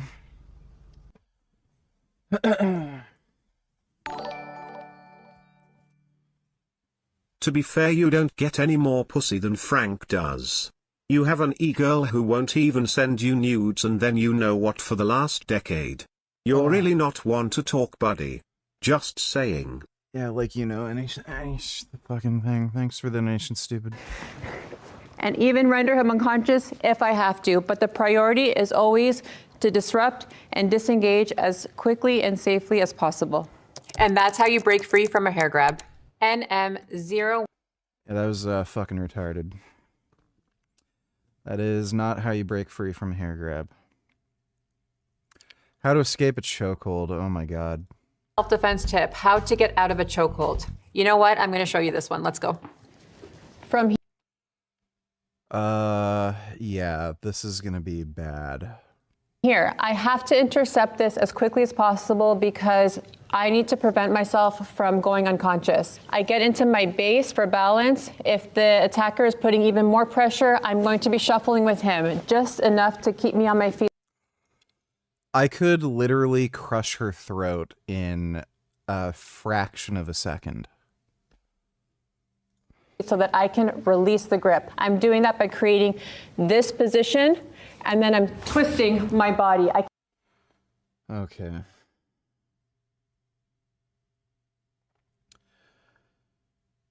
Oh my god. That is just shockingly, shockingly bad.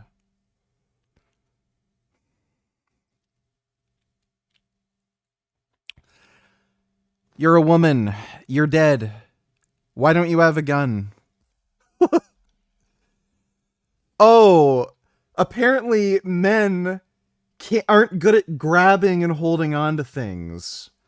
All you have to do is twist. Oh boy.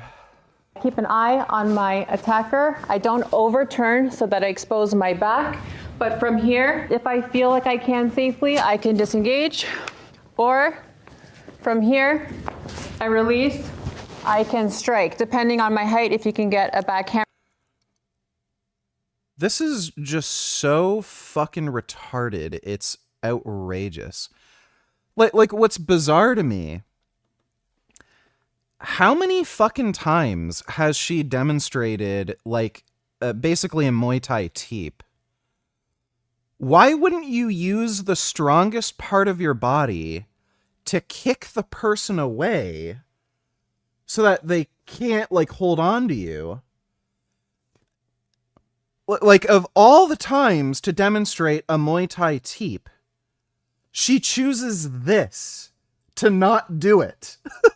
And somehow twisting is magically gonna, like, release somebody's grip. Hammer fist in, if I can close in for a kick to the groin, and if I Oh yes, hammer fist, because you can hit hard, right? have to close in and continue to defend. She's never done any martial art in her entire life. Never, ever has she ever fought anybody. This clearly is not somebody who's ever done wrestling, judo, jiu-jitsu, boxing, kickboxing, you name it. She has never done any martial art ever in her entire fucking life. And this is just retarded, dumb woman brain shit that she just made up and she thinks works.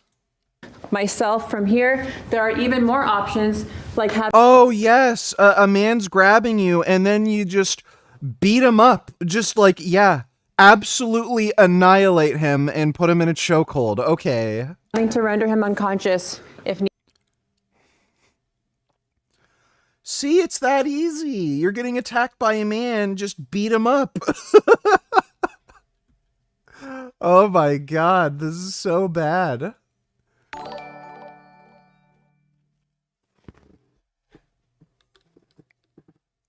Emma Johnny Tillers is clearly AI generated Israeli propaganda. Israeli security forces intercept major infiltration attempt, discovering 60 Palestinians hidden inside a garbage truck.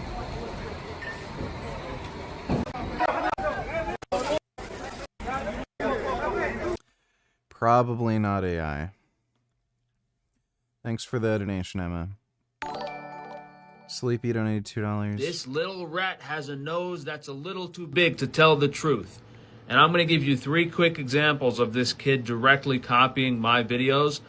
Why do you still have acne? And he goes on to say it's not because of the outside skin, it's because of the inside. We already saw this. Guys, this kid's been on the diet for less than a year. 2025 March. It's insane.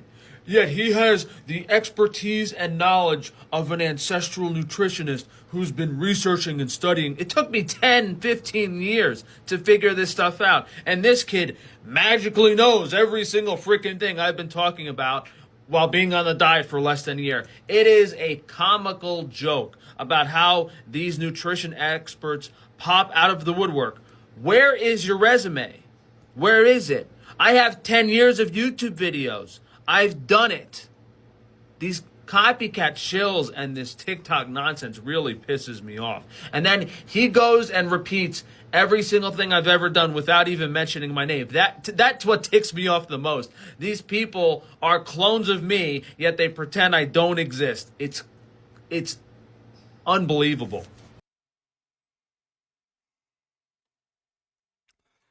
He really thinks he's important. Protein washing is the most popular thing being done in the health and nutrition industry right now. And it's called greenwashing when they pretend things are environmentally friendly when they're not. I came up with that term protein washing because I think just because the product is high in protein that it's good for you. But if we look at the ingredient list for this, it's basically feedlot commercial whey protein mixed with organic marshmallow. Yeah. So super duper unhealthy. And if this was a high quality raw whey protein that they were using, I don't think this product can be. I don't think there's any such thing as raw whey protein. Made raw. It's just a really, really highly processed whey protein. Because imagine. It's whey protein. It's all processed. How do you turn whey into a puff? They have to spray dry it, and then they take that powder and put it through some other type of machine and additives to it. But the point is, it's not healthy. Is it the worst bar in the world? No, but it's definitely not healthy. Mm-hmm. Thanks for the donation, Sleepy. Are we sure this woman is a self-defense expert because it looks like she just teaches Pilates classes and was asked one time to teach self-defense to woman? Yeah.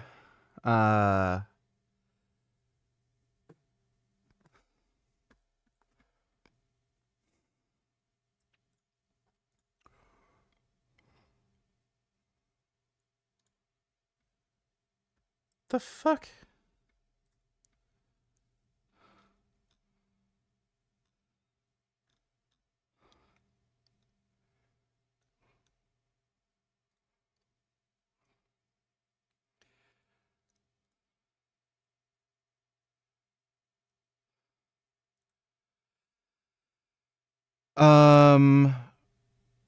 She doesn't know how to do an armbar.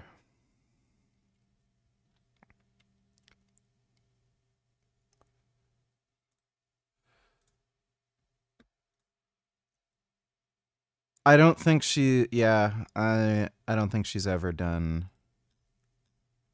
martial arts.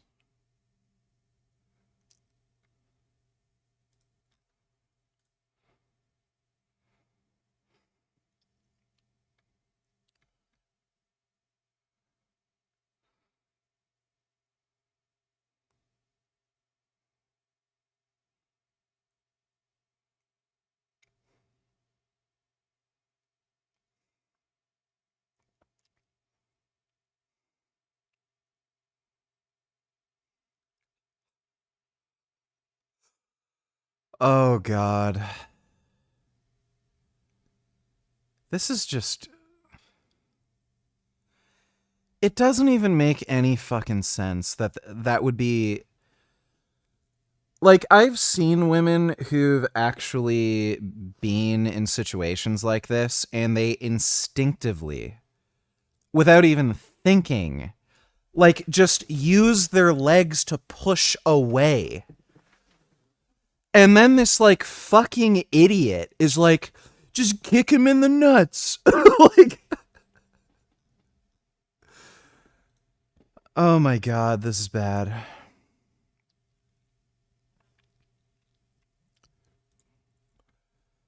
That was like, sort of, like, not even really. She's clearly never done jujitsu before.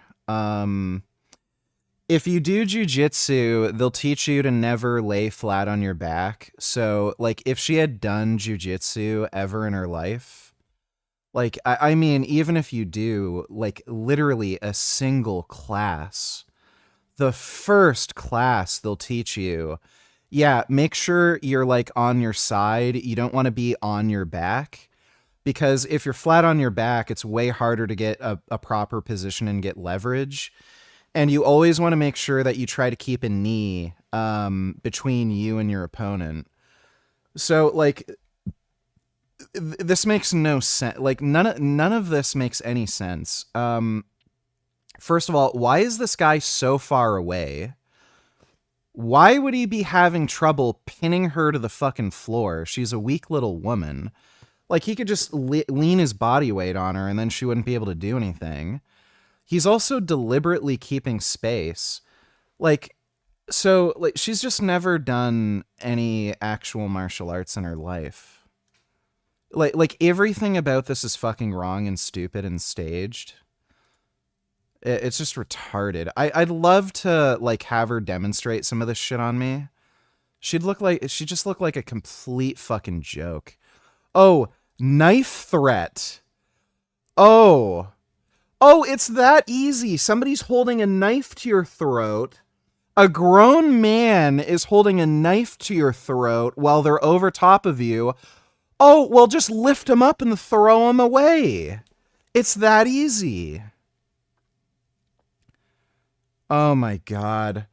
So, like, please explain to me what made him roll over? She didn't do anything to make him roll over. Like, again, there's jujitsu techniques that will teach you how to leverage somebody's own body weight and get their legs out of the way so that they will actually roll over. She didn't do anything. The guy just rolled over. This is insane. And again, the idea that a woman has enough strength to even, like, move a guy's arm like this? This chick is fucking crazy. Absolutely insane. Oh, has she done... she might have done... okay, I think I know what this is.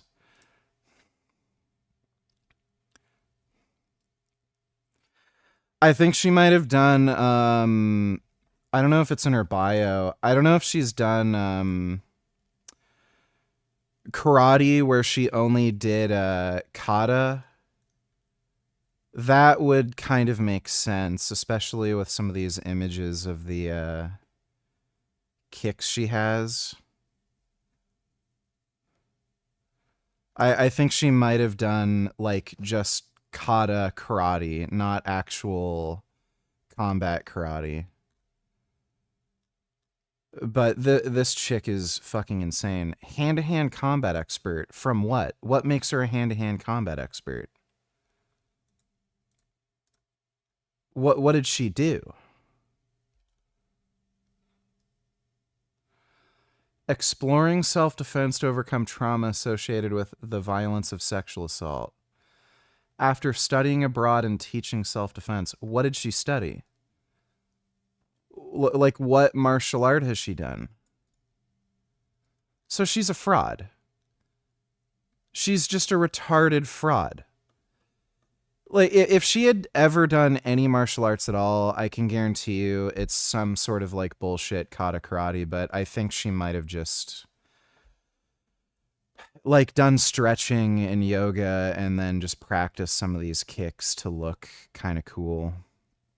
But this chick is a complete fraud.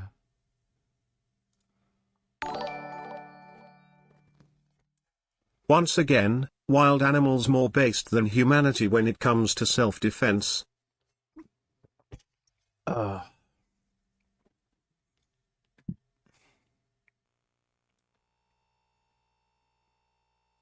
a seal find fun in the sun? What makes a beetle take aim and fire? And how does a pufferfish earn the nickname, Tubby?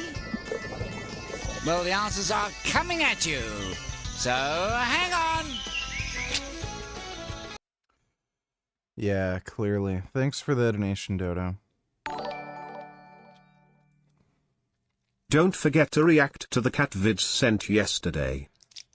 Don't you mean the cat vids you sent earlier today? That wasn't yesterday. That was a few hours ago. I don't know what time zone you're in. Hey, Jerry, the spirits have spoken.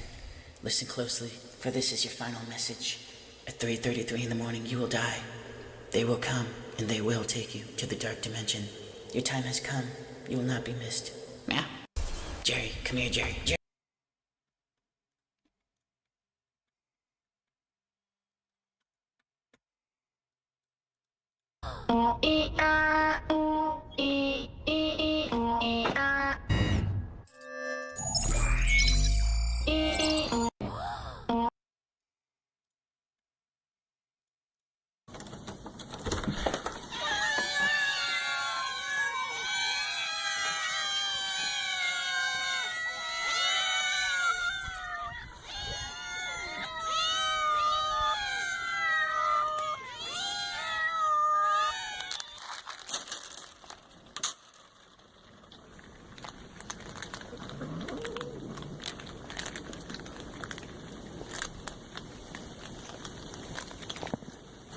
That's pretty good. Thanks for the donation, 3. Question, why the fuck won't Israel replace Ben Gvir? We talk shit about Islamists nutbags, but he's kinda a Jewish nutbag who is a PR disaster saying retarded religious bullshit all the time, giving pro-pallies an easy target. Like, why keep his dumb ass?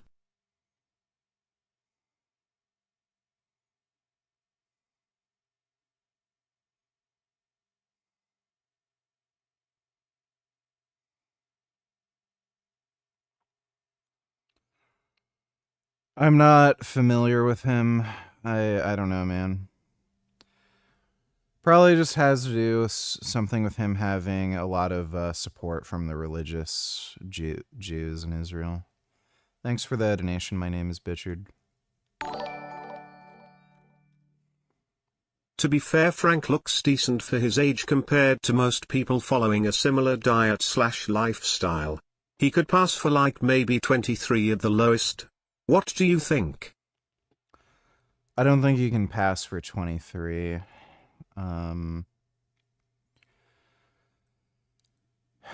It kind of depends on the lighting, I guess. With ideal lighting, maybe like mid-late 20s.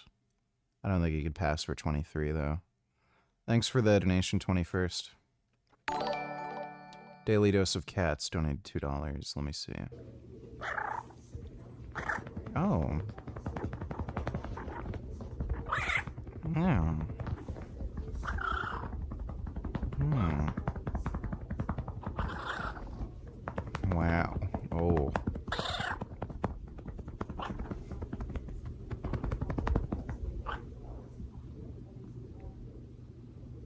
Ish. He likes that.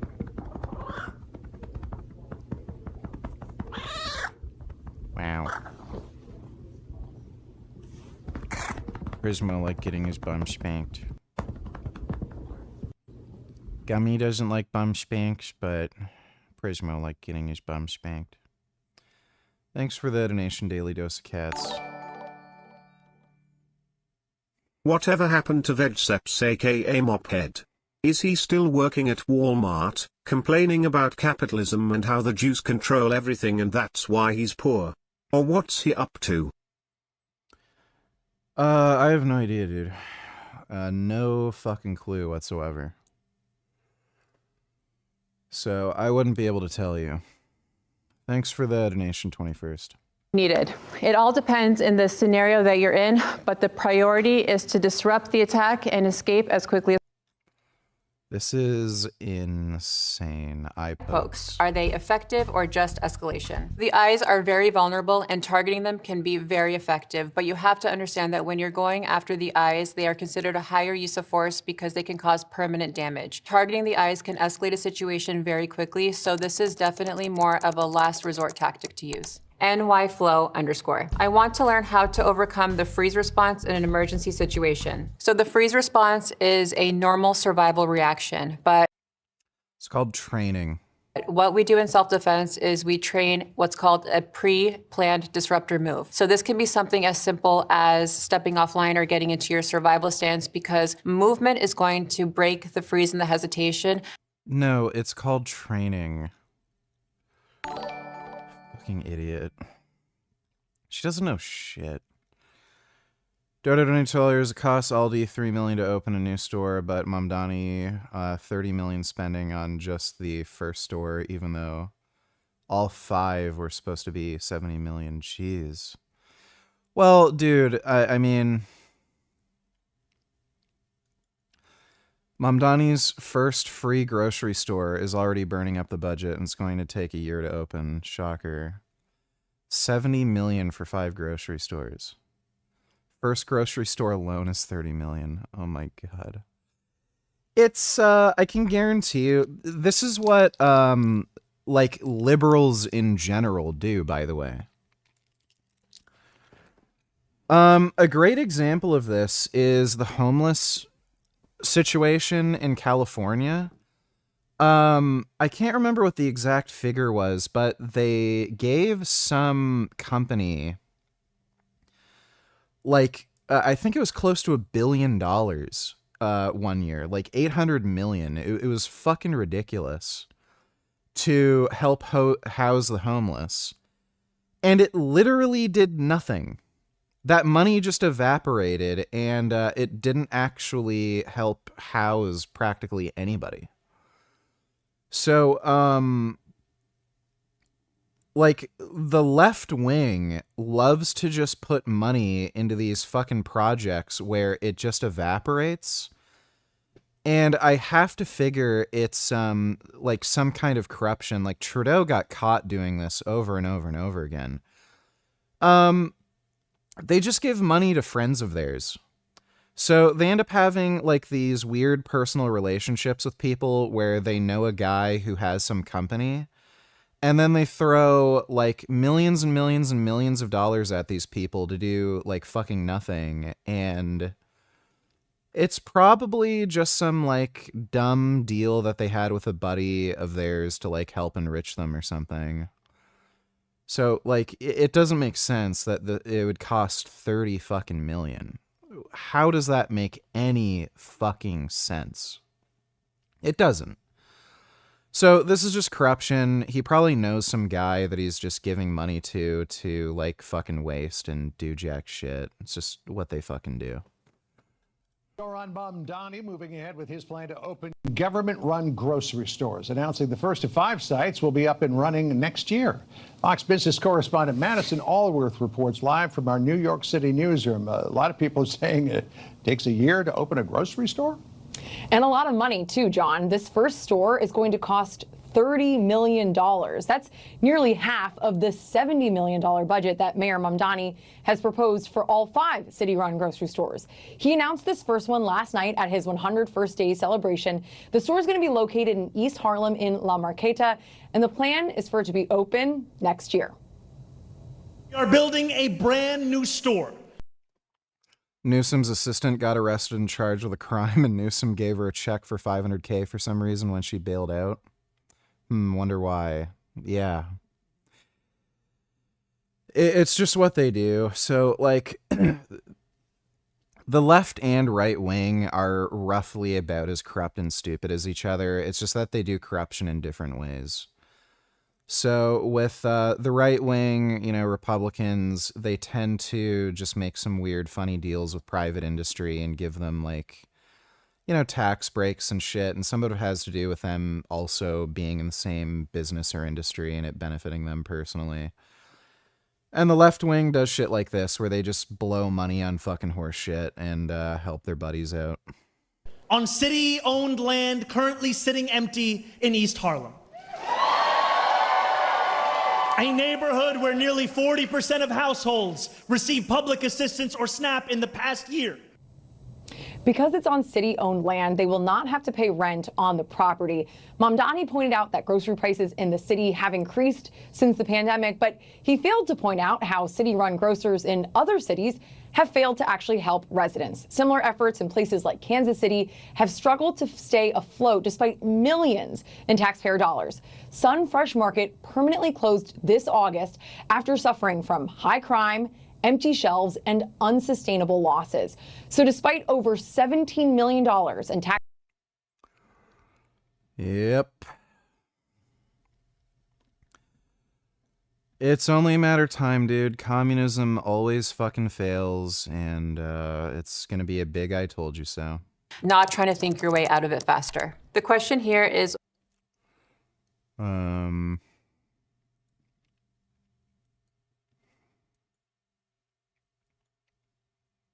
Self-defense when confronted with a weapon. Self-defense moves actually work when someone threatens you with a weapon. When you're defending yourself against a weapon, you have to understand that this is... Here's an easy way to defend yourself against a weapon. Have a weapon yourself, preferably a gun, and then shoot them. If somebody pulls out a knife and you have a gun, you have a distinct advantage. Extremely high risk, and you have to do everything possible to escape first. If you have to defend yourself, for example, if you have a gun being pointed at you, if you have a gun being pointed at you, do whatever they fucking say, because you're gonna get shot. Forgot my namification, donated $2, 1513. Like dinosaur eyes.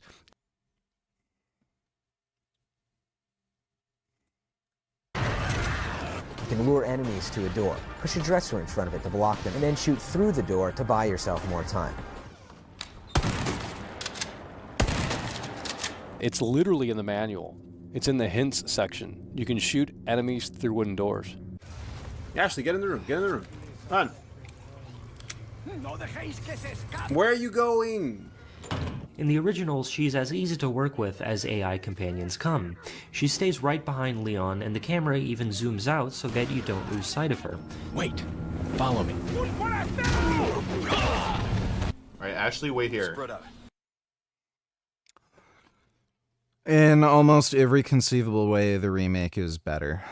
Like, ask any person who's never played the original to play both games. Everybody's going to prefer the remake. The controls are way better, camera's way better. You have overall more options. Like, there's a stealth mechanic in the game. Hand-to-hand combat is much fucking cleaner. The enemy AI is generally just better. it's better in like every regard, and especially when you talk about the overall game. So like the balancing of the enemies, the pacing, like especially later in the castle section. Holy fuck does the original RE4 remake like drag on and get like really fucking frustrating.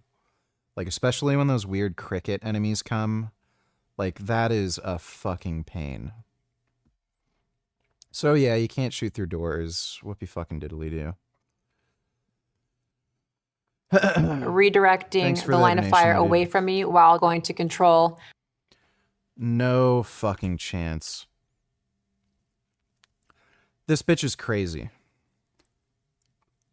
She's recommending you try to grab somebody's gun and like make them shoot away from you.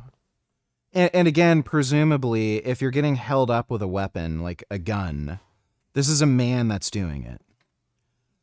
Are you going to be able to overpower a man and get control of his gun when he's twice your fucking size and strength? This bitch is fucking crazy. She has never had any fucking martial arts training, any weapons training, never fucking handled a gun in her fucking life. Just go to a range and shoot a gun. You will get a very good sense of just how fucking powerful and terrifying a gun is. You do not want to be in a situation where you're fighting somebody with a fucking gun. And this fucking chick, rather than telling you, just do whatever the fucking guy with a gun says, no, fight the man with a gun who can easily overpower you. She is fucking crazy and is gonna give women advice that would fucking kill them. I hope the majority of her clientele are like these rich, overly privileged women who live in white neighborhoods and never encounter any fucking blacks, Mexicans, immigrants of any fucking kind, because as soon as they go to the wrong part of fucking Chicago and they have something like this shit happen to them, they are fucking dead. That is nuts. She would recommend that. Do everything possible to escape first. If you have to defend yourself, for example, if you have a gun being pointed at you, I am redirecting the line of fire away from me while going to control the weapon and the arm and disrupting the attacker and then disarm. But if you can escape, for example, after disrupting the attacker. Dude. This is just so crazy. Then do so. Another example with an edged weapon. The first phase is to redirect the blade away from you. You're dead. If a guy has a knife, you're dead. Control the arm holding the blade, disrupt the attacker, and oh my god. Then disarm. There's also the risk that that weapon can be let go of, it can go flying, and you have to factor that into your training. No, you're not getting a man to like drop a fucking knife. Do you escape first? Do you have to deal with your attacker first? Do you have to jump for the weapon first? All of this stuff has to be factored into training, and there's a very high chance that you are going to get injured, but the goal is to try to protect your vital areas, and again, just get to safety as quickly as possible. This is a question from Cora. If someone is robbing you, should you toss your That chick is gonna, like, if anybody listens to her advice, they're dead. Like, actually dead.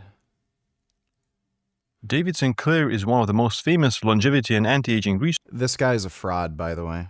researchers in the world. He was one of the scientists who helped popularize resveratrol in the early 2000s. But in recent years, Sinclair has moved into something that sounds like sci-fi, reprogramming old cells to become young again.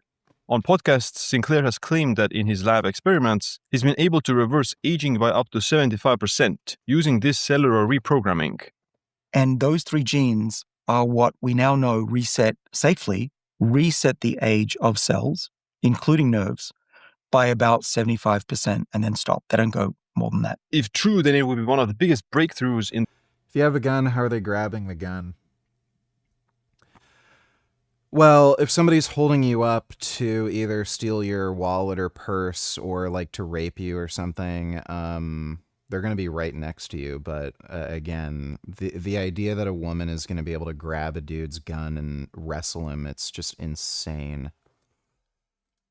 In the history of medicine. And it's no surprise that these clips are getting millions of views. But here's the problem. There are a few major caveats to these claims. For example, I've never seen actual evidence that he was able to reverse aging by 75%. So in this video, I'm going to dig into the research of the cellular reprogramming and see what's true about it and what's not. Sinclair has been researching aging for decades in Harvard. In 2023, he published a paper outlining his theory of aging, which is called the information theory of aging. In Sinclair's framework, aging is not just damage piling up, it's also a loss of epigenetic information. The cell gradually forgets which genes should be on and off. That produces a noisy gene expression, loss of cellular identity, weaker repair, and declining function. But the story of cellular reprogramming starts a few decades earlier than that. It starts in 2006 when Kazutoshi Takahashi and Shinya Yamanaka demonstrated that even gun owners aren't always carrying. Kinda funny how your advice to women if they don't have a gun on them when they're being attacked is to just roll over and let the guy rape them or do whatever they want. That sounds more like the SJW take to me. That's not what I'm saying. What I'm saying is she has no fucking clue what she's talking about, and none of her advice is remotely useful. If you want to learn hand-to-hand self-defense, do not listen to her. Look, the reality is if you're a woman, you're at a massive disadvantage against a man. So you have to actually become fit and well-trained if you ever expect to, fight against a man. And again, yeah, not all gun owners are always carrying, and that makes them fucking stupid. Get a easily concealable 9mm Glock, Smith & Wesson, SIG. They all have very small, easy conceal carry pistols. Springfield Armory has some really nice ones too. Get a small gun that you can easily fucking conceal in most of what you'd be wearing and always carry it with you. Because if you don't have it, you can't use it. So it's just retarded what you're saying. Not everybody carries their gun. Well, then be the person who always carries their fucking gun. Thanks for the donation, F. When it comes to self-defense, people should watch nature documentaries and see that in nature violence is the solution. Yes, and have poison spray from their butt. Thanks for the donation, Dodo. 4 specific transcription factors, OCT34, SOX2, KLF4, and CMYC, collectively known as OSKM, can reprogram adult mouse somatic cells into pluripotent stem cells. These induced pluripotent stem cells behave similarly to embryonic stem cells, capable of differentiating into various cell types. Shinya Yamanaka and Sir John Gurdon won the Nobel Prize in Physiology or Medicine in 2012 for discovering the Yamanaka factors, as they're now called. This discovery changed modern medicine because it showed that cell identity isn't fixed and it is possible to make them younger. Sinclair is now building on top of these Yamanaka factors to create his new therapy called ER100, so it's not a completely unique new concept that he's working on. The original Yamanaka factors are OSKM, OCT4, SOX2, KLF4, and CMYC. ER100 appears to use OSK, leaving out CMYC, so it's OSK instead of OSKM. The reason CMYC is left out is because it's seen to increase telomere length, which could also increase telomere length in cancer cells. Sinclair uses those factors in a controlled AAV gene therapy format, using a viral vector. It's not a virus in a pathological sense, but it uses the virus as a delivery mechanism. So Sinclair's work would be partial reprogramming, not full pluripotency or full age reversal. Instead of turning adult cells into stem cells, basically newborn cells, the goal is to turn them just a little bit younger, up to 75% younger. Sinclair co-founded a company called Life Biosciences and has conducted several studies on mice using ER100, or OSK. Now they're starting human clinical trials as well. In 2025, he received a patent for cellular reprogramming to reverse aging and promote organ and tissue regeneration, which is what any scientist would obviously do, but it's important to keep it in mind.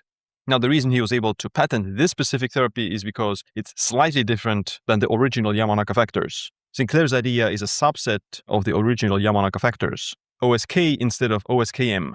Now let's talk about the studies using OSK or this ER100 therapy. In 2020, Sinclair and colleagues published a paper where they showed that 4 weeks of OSK reversed vision loss after glaucoma damage in mice. They used the OSK therapy, and after 4 weeks, the mice saw axon regeneration after optic nerve injury, partial restoration of vision in a mouse glaucoma model, and improvement in age-related visual decline in older mice. The DNA methylation aging signature had also dropped in these mice receiving OSK factors. This can be an additional supportive line of evidence for age reversal, and it might be that when Sinclair is claiming 75% age reversal in mice, he's referring to this reduction in DNA methylation scores. But the DNA methylation clocks are not that reliable. It's also not causal proof of rejuvenation. It's only a DNA methylation pattern that looks like it's slightly younger. In 2023, they published a follow-up paper showing that extending OSK treatment in mice with glaucoma from 4 weeks to 8 weeks led to recovery of visual acuity to healthy control levels. Here are the main findings. 2 months of OSK restored glaucomatous vision to healthy levels. Basically, they got normal healthy vision after glaucoma, which is a good improvement. Turning OSK off made the expression fall back towards baseline. Even after OSK was switched off, the improvement in visual acuity persisted for a while and then gradually declined. So the effect is durable but not permanently self-sustaining after only a limited induction period. With continuous OSK expression, visual improvement peaked around 3 months and remained significantly improved for about 11 months. In the long follow-up, continuous OSK outperformed a short 2-month inducible course. In 2025, Sinclair and colleagues also published a paper on OSK factors protecting against neuroinflammation and neuronal death in mice with multiple sclerosis. They saw that inflamed retinal ganglion cells look older, and OSK preserved visual acuity during inflammatory disease. Previously, OSK was found to work for the optic nerve and glaucoma, but this adds an autoimmune inflammatory neurodegeneration component as well. OSK partially reversed inflammation-associated gene expression changes. Across all these 3 papers, the progression is this. 2020, OSK rejuvenates injured and aged retinal ganglion cells in mice. 2023, the reversal in glaucoma can be durable and longer term. 2025, OSK may also protect neurons from inflammation-mediated degeneration, so it could also have some brain health benefits. Now, the obvious big limitations are this. This is not systemic whole-body age reversal. So far, the evidence suggests that it only has happened in the eyes. Of course, you need to start somewhere, right? Fixing aging and reversing aging across the entire body is going to be a lot harder than reversing it in the eyes. And the second limitation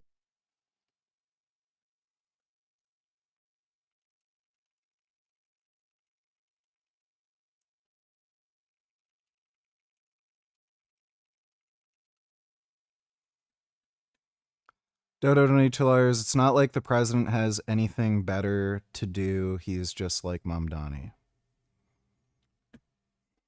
State Marco Rubio with us here tonight at UFC 3. Secretary of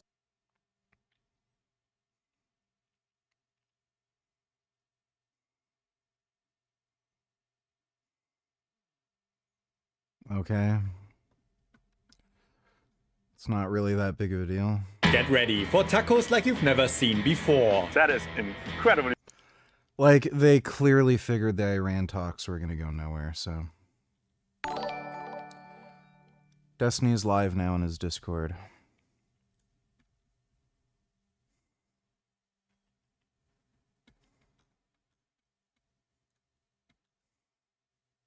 He's not. Where did you see that? He must be having a direct talk with somebody right now if he's live. Yeah, he's not even live. Where the fuck are you seeing that? Yeah, he's not in his Discord. Nowhere on his Discord. Thanks for the donation, Dodo. Delicious. It's so good. Street food vendors turning blue corn into flavor sensations. That is absolute heaven. And a rare insight into Mexico's ancient drink of the gods. Unbelievable. What a pure product. I'm in Mexico City to explore one of the world's most buzzing street food scenes. But I'm here on a mission. Everything I eat has got to be traditionally plant-based. From crispy churros fried to golden perfection. Look at that froth. To tacos loaded with slow-cooked stews. I'm going for a deep dive to find the city's iconic dishes that just happen to be vegan. So let's get started.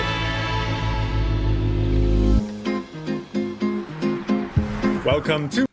I kind of have an X account. It's, like, I don't use it. It's like some throwaway account just in case I have to message somebody or something. Mexico City. Home to more than 21 million people, it's an enormous blend of history and culture that is tangible at every corner. But to me, the best way to explain Type of taco that often gets overlooked. This is taco de guisado. Ever wondered what Mexican home cooking would taste like on a taco? Look no more. Tacos de Guisado takes the taco game back to its roots, serving a huge range of clay pot cooked stews on warm tortillas. Here at the family-run Tacos a la El Guerrero, these stew-style tacos have been served since 1968, offering locals a unique experience that many tourists happen to miss. Se optó por tacos de guisado porque en donde quiera venden carnes, ¿no? O sea, aquí es como de casa. Es como la gente trabaja todo el día en oficinas, ¿no? Entonces, para salir a comer, pues algo así como si estuvieras en tu casa. Se les ocurrió ahora sí que a los dueños, pues, dicen, en la casa tú comes, haces calabacitas, ¿por qué no venderlas? A taco sola experience, because no visit is complete without adding your own touch. From That thing weighs a ton. Also, you get a double. Yeah, the problem with going to Mexico is the cartel will kidnap you and then hold you for ransom. Tortilla. So you have two tortillas here. And I've heard the head is going to the taco and not the taco to the head. So let's see if we can put that into practice. First, taco. Isn't there some like crazy cartel gang war going on right now? Because one of the big cartel members got either killed or locked up. Oh my god, here we fucking go. And here we go, we've got our in Mexico City. I mean, that does look good. I like a good taco.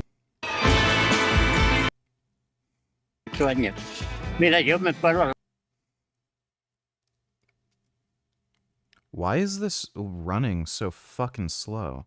Turning the tortilla delicately soft. Beware that these are stacked in the same basket as the tacos filled with meat, something you need to be comfortable with if on a vegan diet. Why is this so With fucked? 2 of the 4 options being traditionally plant-based, I made my choice and topped it up with the obligatory fiery salsa alongside some spicy pickles. And then also we've got these pickles here. So we've got carrots and Famous mushroom. It's essentially a fungus that grows on infected immature corn after warm and humid weeks. Portable food. This is all just different So, types of fucking every time you tacos. go and grab one of these, you can have a different. I'm trying some of the native and from nearby imported fruits that are popular all across Mexico, and many of which I haven't tasted, let alone Of the lime juice is actually epic because it gives this really refreshing, tangy flavor to it. But we're not done yet. Starting by heating the flour. Sugar kicks in. That's when you Churros are create a great. heavenly sweet. And of course, it comes with a good mug of chocolate. So this is Yeah, whatever. Is that the restoration in vision was partial, not complete. This now leads us to 2026, when Sinclair's company Life Biosciences is starting to do human clinical trials using this therapy. In March 2026, Life Biosciences has started an FDA-approved clinical trial in humans to evaluate the safety and effectiveness of ER100 in adults with optic nerve conditions, specifically open-angle glaucoma and non-arteritic anterior ischemic optic neuropathy. The participants will receive a single dose of ER100. They'll undergo safety assessments, including detailed eye examination and laboratory tests. They'll provide body fluid samples, tears, saliva, feces, urine, to help researchers understand how the drug... Dude, I did 3.5 hours of fucking weight training, and then I did 30 minutes of cardio. I was cramping so fucking bad. Like, I couldn't move my fucking arms. Corn, huh? I remember that woman really liked corn. She made a video. That's great, I don't care. Drug is processed and cleared from the body. They'll complete questionnaires about their quality of life, and they'll be followed up for 5 years to monitor long-term health and vision outcomes. Now, the unfortunate part is that the results will be available in 2032, so 6 years from now. Now, of course, we will already see some preliminary results within this 1 year, so next year, 2027, we'll have some idea if it's working or not. But the full long-term safety data will be available in 2032. If the mouse studies are any indication, then it's safe to presume that we will see some improvements in eyesight in humans as well. And again, to fix systemic aging, you need to start somewhere. The eyes are an easy start. Sinclair's lab has also done epigenetic reprogramming with other means instead of the viral OSK. If I diet too hard, I definitely have lower mood. So I think now I'm at like reasonable level. Gene therapy. In 2023, they published a paper using reprogramming chemicals that mimic the rejuvenation program without a gene delivery. The results showed partial reversal of the senescent transcriptome and that the cocktails could reduce transcriptomic age. Examples of compounds they used in the cocktails include valproic acid, CHIR 99021, Repsox. 21st, $20. When's the During Rider podcast? Hurry up, make it happen before I get bored of you and start donating to some other streamer instead. I'll do my best, dude. During Rider's kind of weird. Thanks for the donation, 21st. React to this PLS. I've been trying to capture this dirty scam on film ever since it happened Is to this the poop scam? I think we've already reacted me. to this. And what happens is a guy comes up behind you and he squirts dog poo on your shoe. We've already reacted to this. I've reacted to that a while ago. Thanks for the donation. What do you know? Trenylcypromine, forskolin, which is a herb, plus additives like sodium butyrate, BFGF, and alpha-Q glutarate. So instead of a gene therapy, these are more general compounds consumed like pharmaceuticals. So the OSK therapy appears to work in many different ways. Just how effective they are and whether or not they will reverse aging in humans by 75% is not yet clear.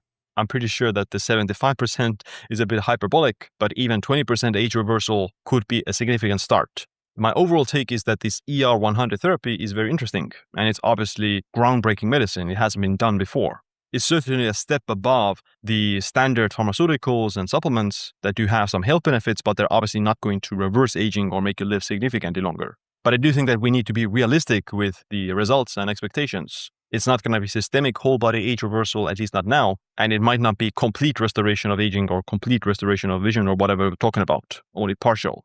And lastly, we should also ask, will this be another disappointment by David Sinclair? If you're not aware, then David Sinclair promised 25 years ago that resveratrol will be a longevity and anti-aging drug, but it's clearly not. GlaxoSmithKline, that bought Sinclair's company Surtris for $720 million, stopped pursuing resveratrol, taking a massive loss. In 2019 and 2020, he was also heavily promoting NMN with one of his companies, Metro Bio.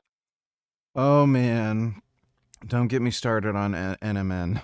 Biotech trying to even get their own version of NMN, MIB626, to be turned into a prescription pharmaceutical by the FDA. In 2025, the FDA has agreed that the regular NMN is lawful.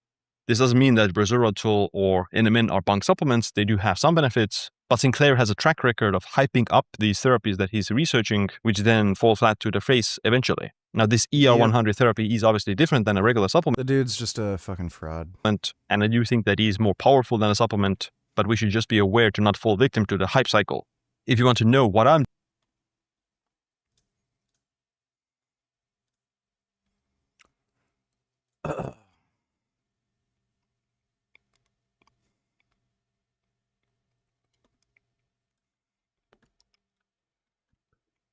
Did you ever do the seminar? No, we did not. Surprisingly low response for people that wanted to go to the seminar. And I was thinking about doing a meetup, but I just got too busy, to be honest. I completely forgot. Bruce Irvin from Tekken. Bruce. Oh yeah, Bruce. Apparently, There's a Bruce Irvin football player who likely isn't natty. But Bruce Irvin from Tekken definitely ain't natty. In Tekken 8, literally every fucking male character, aside from that gay fucking twink from Switzerland, is on steroids. Wasn't he like literally the only male character who's like this tiny twink? Who's the...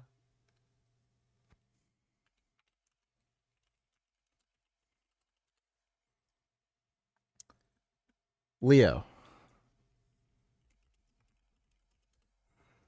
Yeah. This is literally the only male character in Tekken 8 who isn't on steroids. I think his weight stats in game, it's like 140 pounds or something. But literally every other male character in Tekken 8 is on steroids. Right about it. You have to like. I was just gonna apply for like a permit in the park to do a meetup for like one day and just meet people in the park, but since the seminar had like a lot of people, I mean, I'm sure the people would have gone to New York City to do the free meetup, but I wasn't really sure how to do it because like what is just gonna be a bunch of people in a line waiting to talk to me or meet me? Like I don't know how it would go down. And I would have wanted to like bring something or have some food or do something and just, you know, if I wasn't moving or something, then I maybe would have considered it, but I just didn't feel like it. Frank's a weirdo. From being featured on national TV with millions. Oh my god. Fired from 3 different jobs in 1 week and living out of a suitcase. My name's Ryan and we're gonna find out how EDP445 went from YouTube royalty to the most hated man on the internet and how ruined his life is now. Starting as Bryant Moreland in 2010, he quickly found his niche with American football commentary and his unfiltered raw style hit differently. In 2015, I don't know if Kuma's on steroids, like I don't know, he still looks like a bear. His reaction to an Eagles trade went completely viral, spreading across every social media platform, and his fame went beyond just YouTube, as EDP started getting featured on Tosh.0, MTV, and Comedy Central. He was hitting mainstream. By 2020, he had exploded to over 2 million subscribers and was pulling in serious money. But what EDP didn't expect is YouTube refusing to send him his gold play button. 1 million subscribers, because according to them, my channel doesn't match the criteria and all this bullshit. And I'm like, wait, what the f? However, his loyal fanbase defended him with comments like, "I can't believe this wonderful man didn't get a play button," and made him a custom gold play button instead. I got my customized YouTube play button coming. Unfortunately, it's not from YouTube, so fuck YouTube. By 2020, EDP445 had everything: fame, money, and millions of devoted fans who would defend him no matter what. But the internet would soon discover the dark secret he'd been hiding. In July 2020, the first serious allegations appeared as a YouTuber called Cold Raven started investigating EDP, claiming he had proof of him messaging minors. Picture of her, he says right under it, "I have this bitch bouncing in my dick." Fucking retard. That bitch has some big ass fucking titties. Screenshots of EDP445 being catfished. Yeah, I mean, he had plausible deniability. This chick does not look 15, so... He played it off as like a joke, like, yeah, obviously I'm not going to, but yeah, he got caught.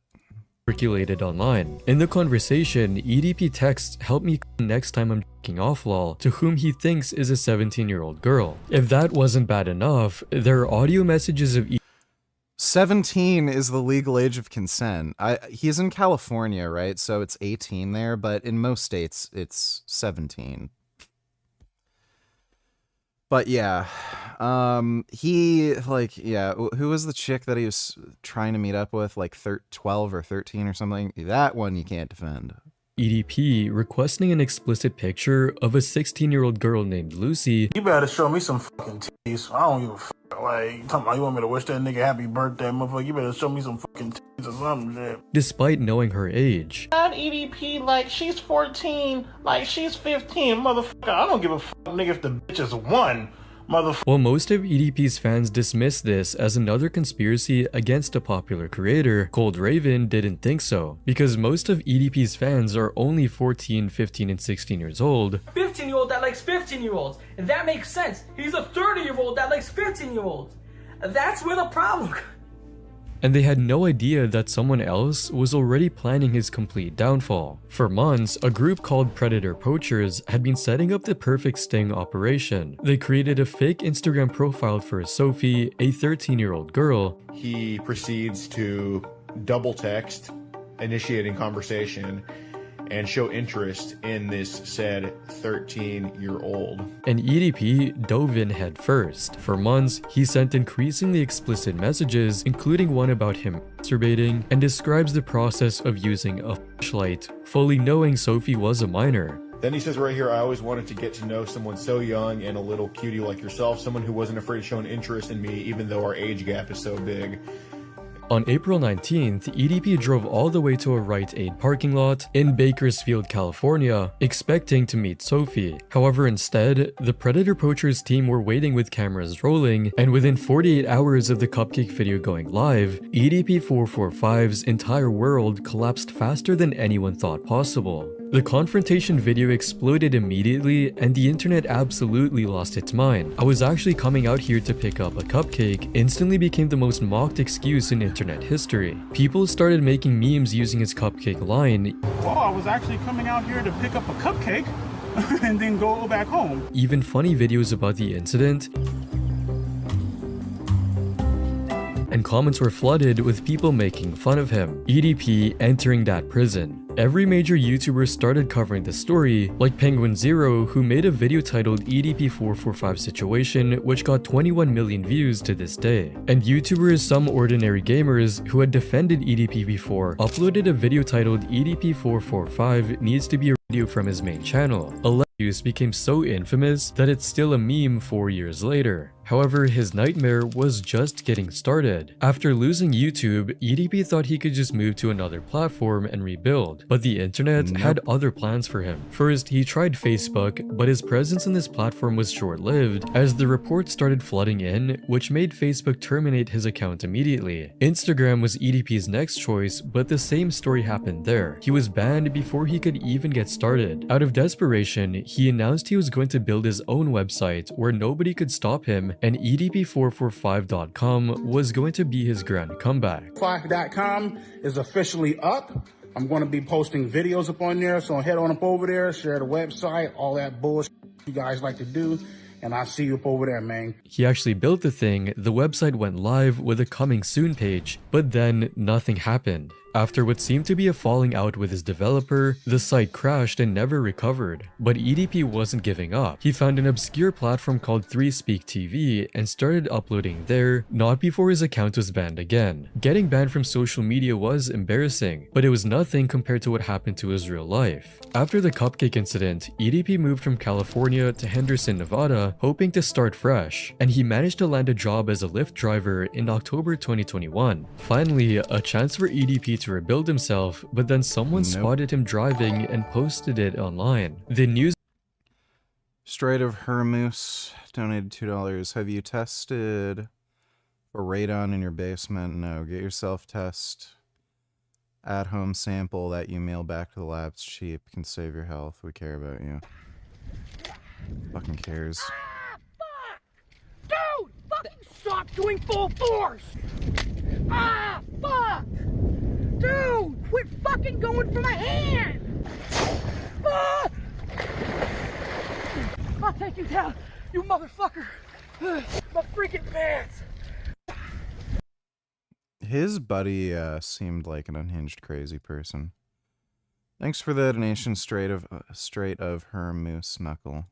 News of EDP starting over reached everyone, and people started making fun of him again, with comments like, "Just imagine ordering a Lyft and EDP pulls up as your driver. Can you take me to the grocery store? I'ma go buy some cupcakes." And Lyft fired him immediately due to the damaging reputation associated with him. But things didn't just stop there. People discovered he was also driving for Uber Eats and DoorDash, so both companies fired him in the same week. According to some sources, EDP even applied to Chuck E. Cheese, and for obvious reasons, he didn't get the job as well. Then he even got kicked out from his own apartment because the property management company received too many complaints from his haters. Now he was living out of a suitcase, moving from one cheap hotel to another. But even then, people kept tracking him down and getting him kicked out of every place he tried to stay. The man who once had millions of fans was now completely homeless, broke, and unemployable. But somehow, things still got worse for EDP. By late 2021, EDP 445 had lost everything financially, then his body started failing too. EDP started claiming he was suffering from stage 5 kidney failure and only had 1 to 5 years left to live, posting on Twitter about needing regular dialysis treatments. Whether this was real or just another desperate attempt to gain sympathy, nobody knew for sure. But then various rumors started spreading that made everything even more chaotic for EDP.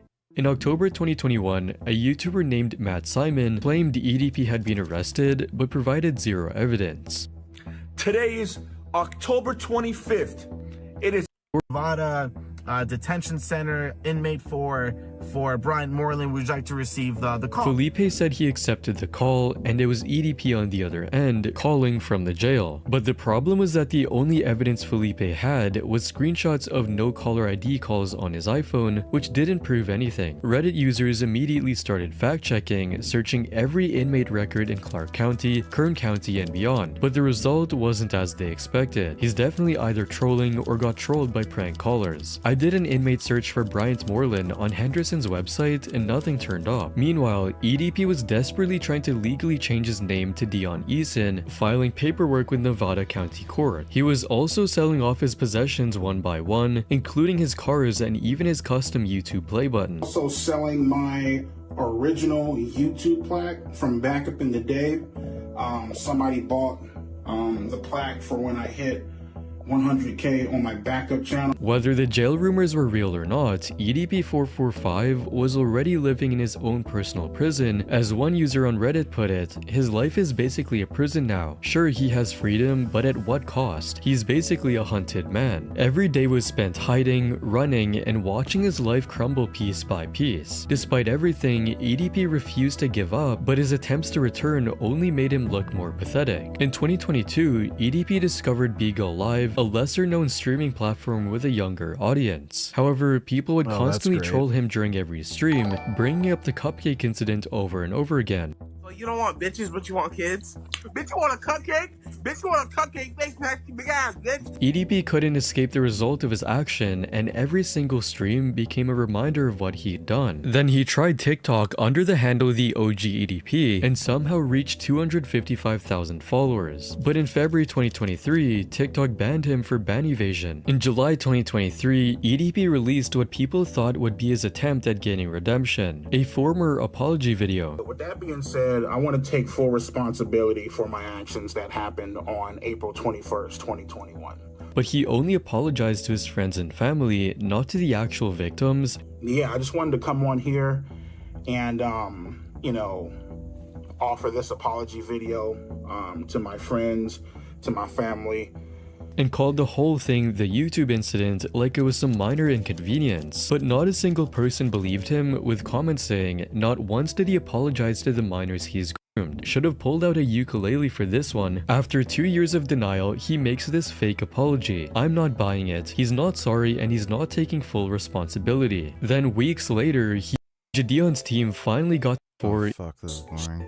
When they've decided that they've had enough, a brand new YouTube channel called Bryant Moreland 445. His first video was a hotel review. He is most f***ing disgusting, vile. As before his cancellation. Same energy, same vulgarity. Users immediately isn't trying to meet. Wow, this is a shit video. Fuck this guy's channel. Was that on the side that got recommended? That dude's fucking annoying. What a waste of time. I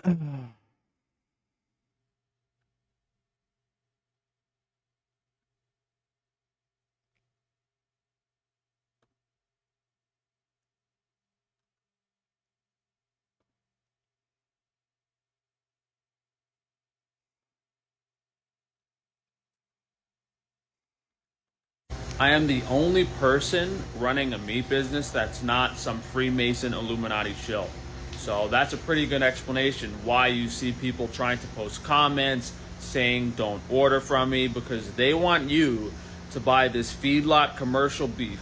He rips people off constantly. Like, you should just see the reviews for his website. From these snake oil salesmen. And they've been trying to take me down for years and years and years. The USDA tries to raid me. The USDA never approves my grants. I can't even accept EBT, yet McDonald's has EBT. They don't want you ordering from me. My personal account has been deplatformed and banned on TikTok. I'm not allowed to sell on the TikTok shop. I'm not allowed to sell on Amazon. I'm sure some of you have noticed that other companies like Crowd Cow, Butcher Box, people are allowed to sell Wagyu meat on TikTok. I am not. All of these people are shills. They control the meat industry. Fucking Clavicular has descended from what he looked like in college. All of this stuff he's done to Lean Max, all these drugs he's been taking, injecting lipolysis like fat dissolvers in his face, all this crazy nutty stuff has made him look worse than he would have naturally. And whether it's some type of mental illness or delusion or him actually being low IQ and not being objective, if you showed most people this photo, they would say he looks better than No. Than the current like rat methed out mode that he's in. This is objectively a higher appeal, better looking person, and he would look like this right now if he didn't do all that crazy stuff. He's only 19. He's 19. And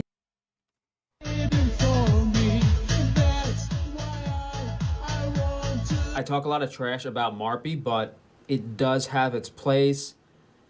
Kind of hard to say here. He has I don't think he's ever done Marpy. narrow lips compared to the rest of his face. So if he can do Marpy, I don't think he's ever done Marpy. widen his lips, get some lip filler to fix the asymmetries, that's what I would focus on first. Marpy and lip filler, and then he might need double jaw surgery. That's, I would say, the most important thing that androgenic can do. Honestly, the rhinoplasty he's complaining about, the hair transplant and stuff, not nearly as important as fixing his lower third. So probably needs Marpy, definitely needs lip filler, probably needs double jaw surgery. And that's a several year journey for most people. It's not something that...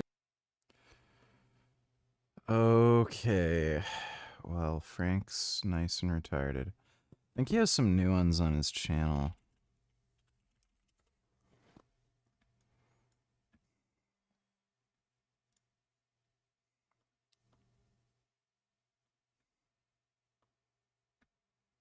I wish I didn't have to explain this, but you guys really think I want to come on here and complain every day and make these videos about the doctor that botched me? Yes, you do. That's why you're doing it. And all this other nonsense about these people harassing me and all the lawsuits. Do you really think I want to do that? No, these people have ruined my life. I can barely get out of bed every day. He has ruined his own life. My business is falling apart. I'm physically disabled. Like, my life is horrendous. And no one's helping me. Like, if you guys think I actually want to come on here and complain and moan and ask for help, I don't. Like, I used to make health and nutrition videos. I wish things could go back to normal. But at this point in my life, I mean, it's been long enough that, when certain things happen, it's impossible to get back to normal. So, as much as I wish for that, I don't see it happening anytime soon, and I don't really know what to do. How powerful are these plastic surgeons that they can get away with botching a celebrity? First off, he looked fine before. I don't know if he got any plastic surgery done. Who knows? He could just be older and gained weight. But these celebrities are just fucking retarded. Like that's all there is to it. They don't need plastic surgery. They're already in the top like 1% or like 0.1% in terms of looks. What do you think plastic surgery is going to do for you if you're already extremely good looking? You're going to look worse because like you can't really do anything more than fuck up your face if you already look extremely good looking. who was even crazy enough to operate on such a high-profile celebrity? I mean, I guess with how arrogant these plastic surgeons are and how crazy, maybe he found someone, but... Yeah, this is 2009 to 2025. So this is a 16-year time span. I don't know if he got any plastic surgery. He might just be older. Probably not top-of-the-line doctor. And we're assuming that plastic surgeon also required him to sign some type of waiver or NDA because of how high profile of a celebrity he is. And the surgeon is taking on that risk. Hey, you know, if this goes wrong, I mean, and you can't tell people because my career would be over. You're too high profile. So maybe that's the reason that we don't know who the surgeon is. He probably was forced to sign some type of agreement because... No, one, they don't want to tell anybody they got plastic surgery, and two, if you bullshit about a plastic surgery because you're just unhappy with it, they can sue you. There's no guarantee, like, after a procedure, you're going to look the way you want. So just because you say you're unhappy with the way something turned out, that doesn't mean they did anything wrong. You know, people want to know who that surgeon is and not to go to them, but clearly he got a lot of stuff done. His eyes, his nose, his chin, like a lot of stuff. No, not necessarily. Like, there's a 16-year difference between these photos. Will they botch you if you're not in the club? If you're not a member of the elite? Are these doctors going to experiment on you? Do they know you don't have the resources or connections to defend yourself after getting botched? And are they going to do some sort of ritual or purposefully mess your face up just because they can get away with it? That's a real question to ask. No, they're not going to do that. Or is a doctor of a certain religion going to botch you for not being a member of that religion? That's another. He is accusing... Okay, so this is a Jewish thing. He's saying Jewish surgeons deliberately botch their patients because they're not Jewish. Like, oh my God. Question to ask. With what happened to me, how do you know going into a surgery that these people aren't planning to do something to you? Maybe you made a post on social media in the past someone didn't like. Maybe you pissed someone in your town off and they had connections. Who knows what's going to happen when you're under anesthesia? It's another risk to consider. Will they botch? I was so botched and disfigured after my surgery with Dr. Taban, I thought he had to have done it on purpose. He's done thousands of procedures. There's no patient photos of anything nearly as bad as me. And with his experience, how could he remove that much tissue? And the only reason I can think of is because my past feud with Paul Saladino, who's super connected. You know, ever since he started social media, he was taking photos with celebrities, doing these huge collaborations. What a whack job. And back in 2020, I thought that he was watching and learning a lot from my YouTube videos and then going and saying what he learned without crediting me. So I posted some pretty factual proof of things being repeated from my YouTube channel, and he didn't like that. He called his judge buddies and maybe even spoke to Dr. Taban about botching me. So Frank Tufano accused Paul of being a child rapist. That's why Paul sued him. And, yeah, he might sue him again. Who knows? This is like a retarded, insane accusation. Yeah, Paul Saladino told a plastic surgeon to botch Frank Tufano. Mm-hmm. Makes sense. I'm just gonna go take a pee-pee. I'll be right back.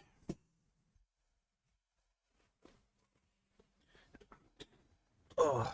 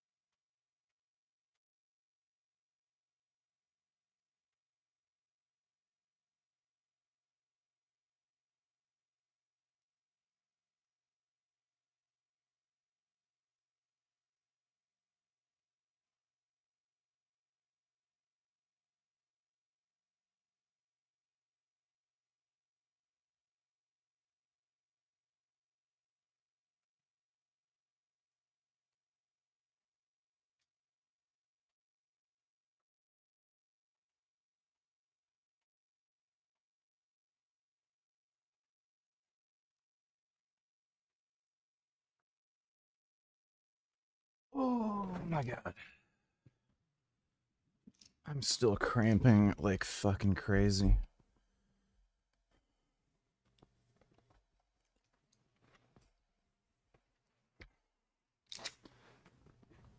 Oh. Oh man.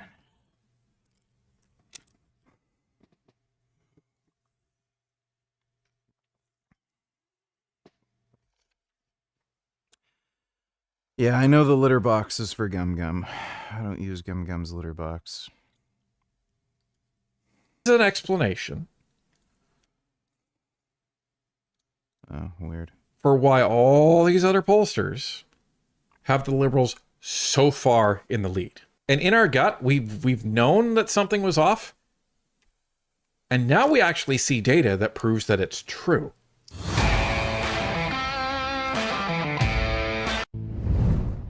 They're of the more trustworthy pollsters out there. There's not many. But he's been one of the more trustworthy ones. And there's been some chatter online.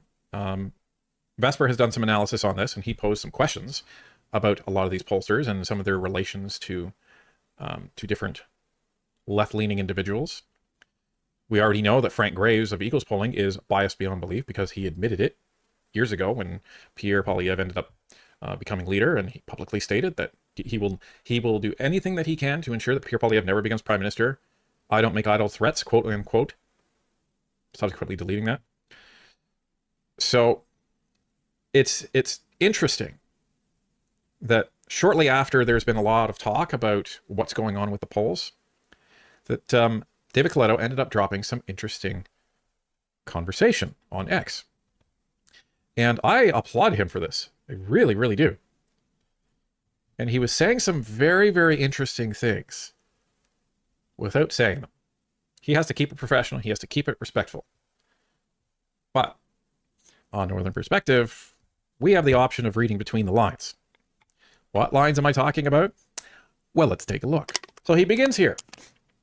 Personal note from David Coletto. Some people assume that when pollsters debate methodology, there's a partisan agenda hiding underneath. I want to be direct. That's not what's happening here. At least, not from where I sit. That's the first indication. I care about how we weight surveys because accuracy is the whole point. If our samples systematically overrepresent certain kinds of voters and underrepresent others, we aren't measuring public opinion. We're measuring a distorted version of it. And a distorted read, regardless of which direction it tilts, leads everyone astray. Governments, journalists, advocates, and citizens trying to understand where their country actually stands. Getting the method right isn't about helping one party or hurting another. It's about earning the right to say, this is what Canadians actually think. This is how he opens this. And I think this is very interesting. And some things in here that I catch is that he thinks, well, I can't say what he thinks. What I read from this is that there's other pollsters, other than advocates, who are partisan. And what I also read from this is something that we actually had some conversation about a Northern Perspective with NP Nation back during the election, where all the polls all of a sudden just suddenly swung all the other way. And we had thought, well, this is interesting. And then we saw some other, mystery pollsters just jump into the fray that haven't been around for either years or ever. And they were all just pushing Liberal support in their polls, which was skewing the aggregate on 338. So it moved further and further and further and further. And this is what David is saying here. He's saying, listen,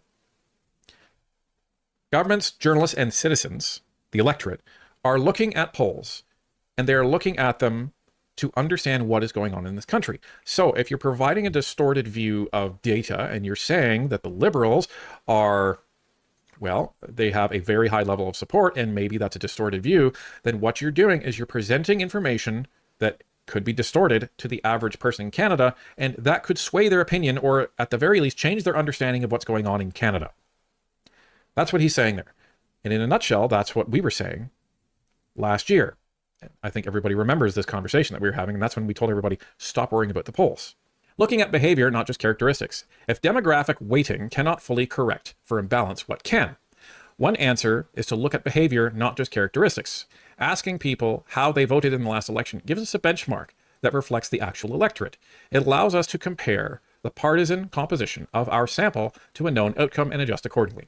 If a group of voters is systemically underrepresented in your sample, and that underrepresentation is not fully explained by demographics, then waiting to match the actual distribution of past vote can help correct for the gap. What he's saying here, and I'm not showing the whole thing because it's very, very long, but what he's saying is when you're polling people, you're not getting a sample of 100,000 people from across the country.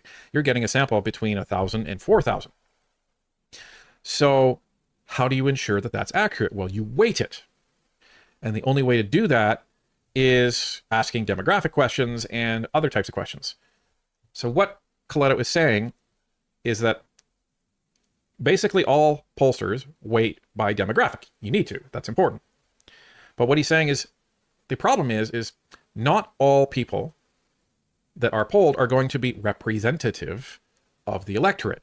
So you need to correct for that, because what if on one day you end up with more actual Liberal voters than Conservative voters? Some people may say, well, that's just how it's polled. No, not necessarily. And we're going to get to that in a minute.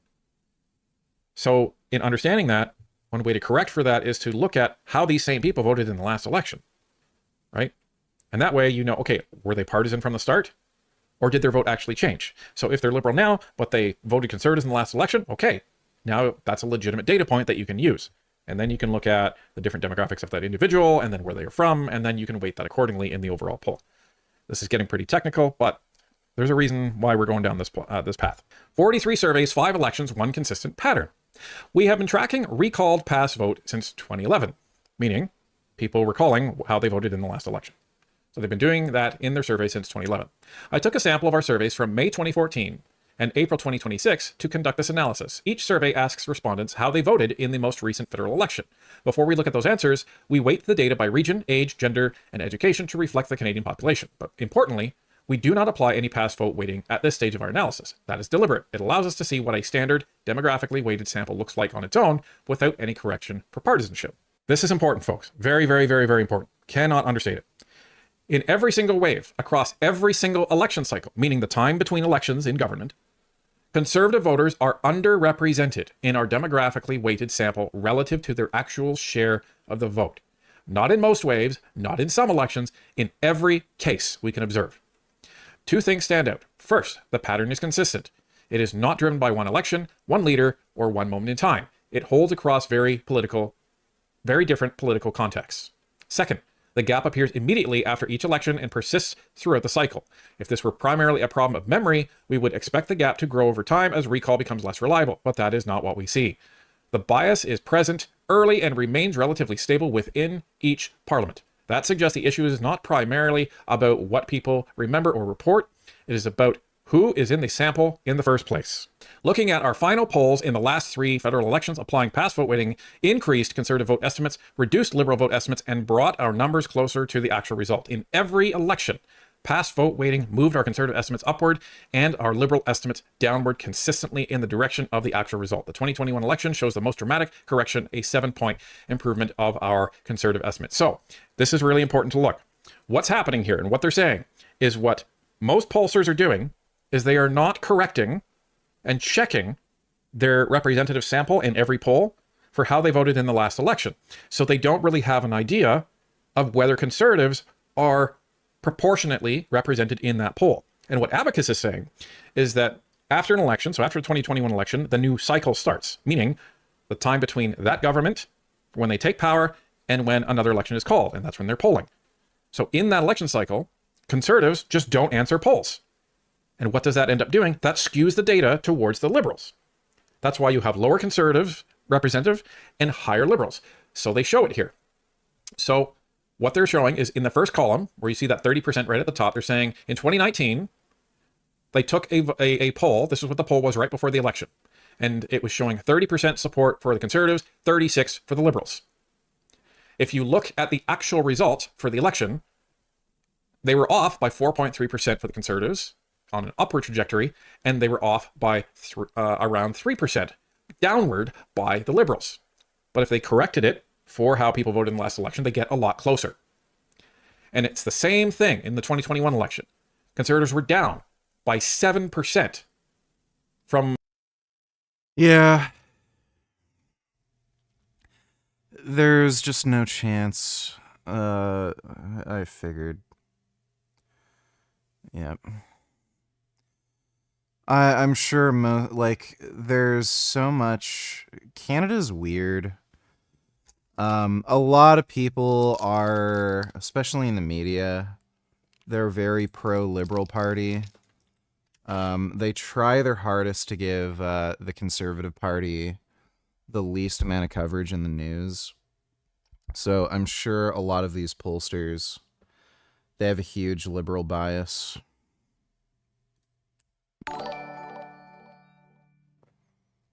Pierre Poilievre just said that he is going to stay on as the Conservative leader despite losing the election, losing his seat, losing 4 MPs, and the Conservatives polling 10 points behind the Libs.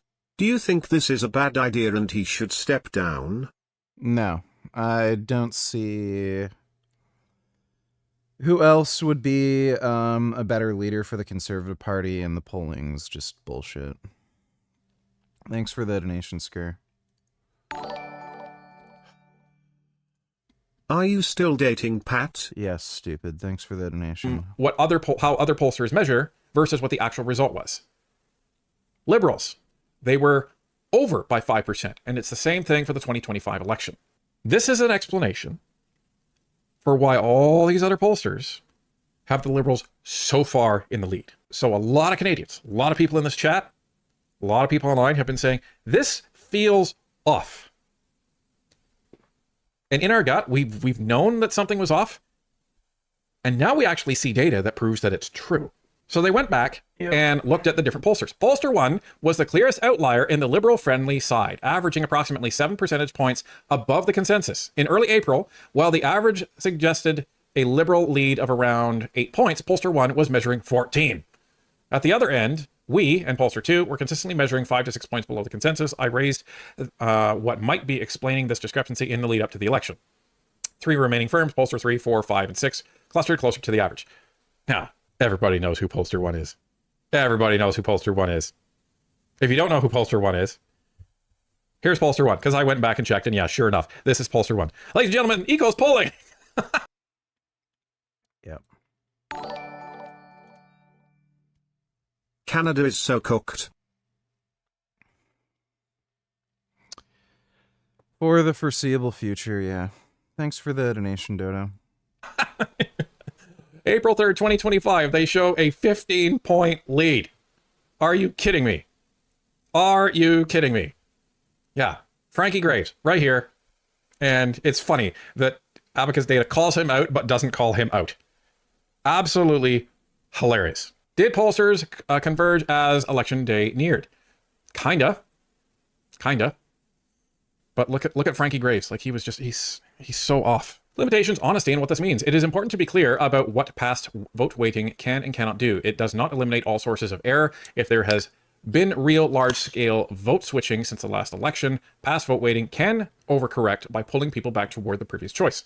We saw this in 2025 with the NDP, where both weighted and unweighted estimates overstated support because of rapid vote movement during the campaign. As we saw, everyone moved away from the NDP to other parties. Past vote recall is also imperfect. Academic research does find that some respondents misremember or reinterpret the last vote. This is where David Coletto is being very careful, professionally. Quote, I do not believe that other pollsters are purposefully doing anything wrong. Every pollster should be trying to solve the same problem with the tools and evidence available to them, end quote. Very cheeky for him to say this. Every pollster should be trying to solve the same problem with the tools and evidence available to them. Wink, wink, nudge, nudge, say no more. This is probably the second most important part in this entire video. Our analysis suggests that in the current cycle, a demographically weighted sample could be underrepresenting conservative voters by... Yep.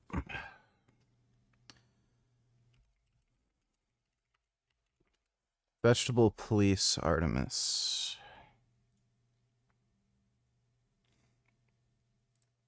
I'm not a flat earther, I just enjoy being lied to. It's a fun pastime of mine, and NASA apparently has gone to the moon again. So I have some questions about it. It looks a little off, some fishy things. Let's discuss it. Mask agenda, media pretender, they push this...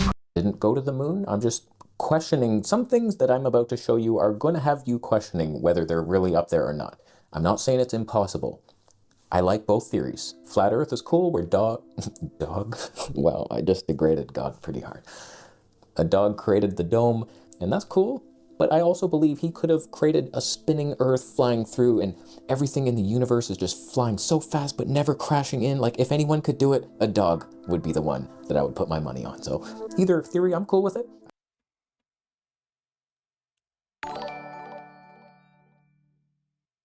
Why is Israel sidelining Hezbollah and not including them in any negotiations with Lebanon? Negotiating with just Lebanon will not result in direct peace. They need to negotiate with Hezbollah and give them what they want if they want peace. Congratulations, you're a retard. Thanks for the donation, stupid. I just have some questions. So first question, it's a little suspicious that you launched your rocket on April Fool's Day. That wasn't a question, really. I'm just wondering why you did that. Are we the joke? It seems like the worst day possible if you want to be taken serious. Why would you do that? Like a clear joke. Oh my god, I got a bank transfer on April Fool's Day. I guess it was fake money. Only they're extending the joke, so it's like April Fool's week now. That's a problem, but like that's weird, is it not? You picked that day. My second question would be, you posted a really cool picture. Up until now, there's not really been an actual photo of the Earth. It's all composites. NASA admits this. They say, like, we can't actually take a picture, but here's basically 20 pictures put together, and we added some clouds and stuff. So, like, they work on it in Photoshop, but now we have a picture, and they post this thing, and I'm thinking, okay, nighttime, dark Earth. Okay, can't really tell much, but the fishy, that's not fishy. What's fishy is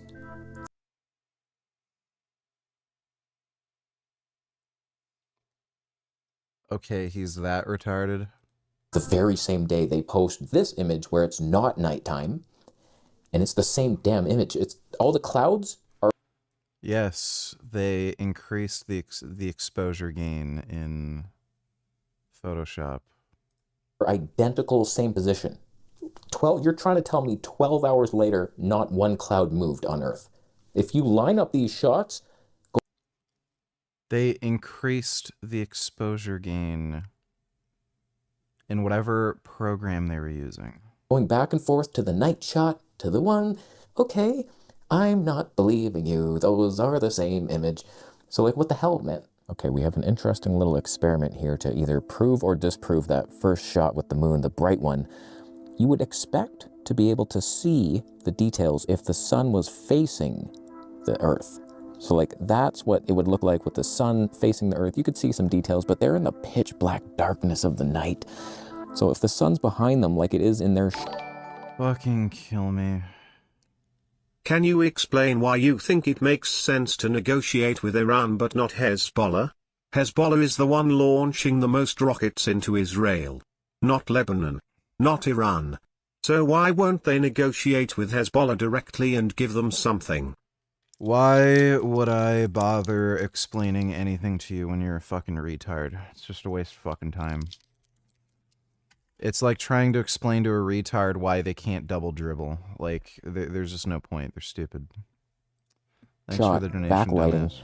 You don't really see the details of your Earth anymore. But they're not complete morons at NASA. And I noticed that first shot, I'm a camera nerd, and it was at like 51,000 ISO. So if we do that and replicate the 51,000, then it's like, okay, maybe you have a point. So like, people saying the exposure, it is fishy because there's no light behind the Earth at that point. This light was bouncing off the walls in here, creating this. But without that, like, the closest thing in the rear is the moon, and that's not reflecting enough. What is a little weird is, as they get closer to the moon, this is the shot that we got. It's like, wow, thanks, NASA. That's amazing. How did you achieve that beauty of a shot? Like, here's my shot of the moon from Earth with my little camera. And you're trying to tell me I have more technology than NASA? That's a problem. Like, give us a better shot. The only thing I've seen is like a replica CGI thing that's like, this is what it will look like when we float by the moon. And it doesn't look like that ever. Now, here's another suspicious thing. Didn't they take like a bunch of photos in video and live stream the whole thing? Didn't hear about this until, boom, they're in the sky. That's weird for such an achievement. Like, where was the news? I checked news. I didn't see it until NASA launched a rocket. They're going back to the moon, by the way. I was like, what the hell? I'm a camera nerd, and I go to these photo sites. DP Review is one of my favorites, and it was my favorite until I'm about to show you something. And they made a post saying like, NASA, they're flying to the moon. Their photos of Earth are unbelievable. So amazing. And so I looked and I was like, wow, okay, cool. I don't believe that. And so I left a little comment, a very nice, I wasn't stabby. I was just like, I don't see how anyone thinks those look real. Doesn't even look spherical.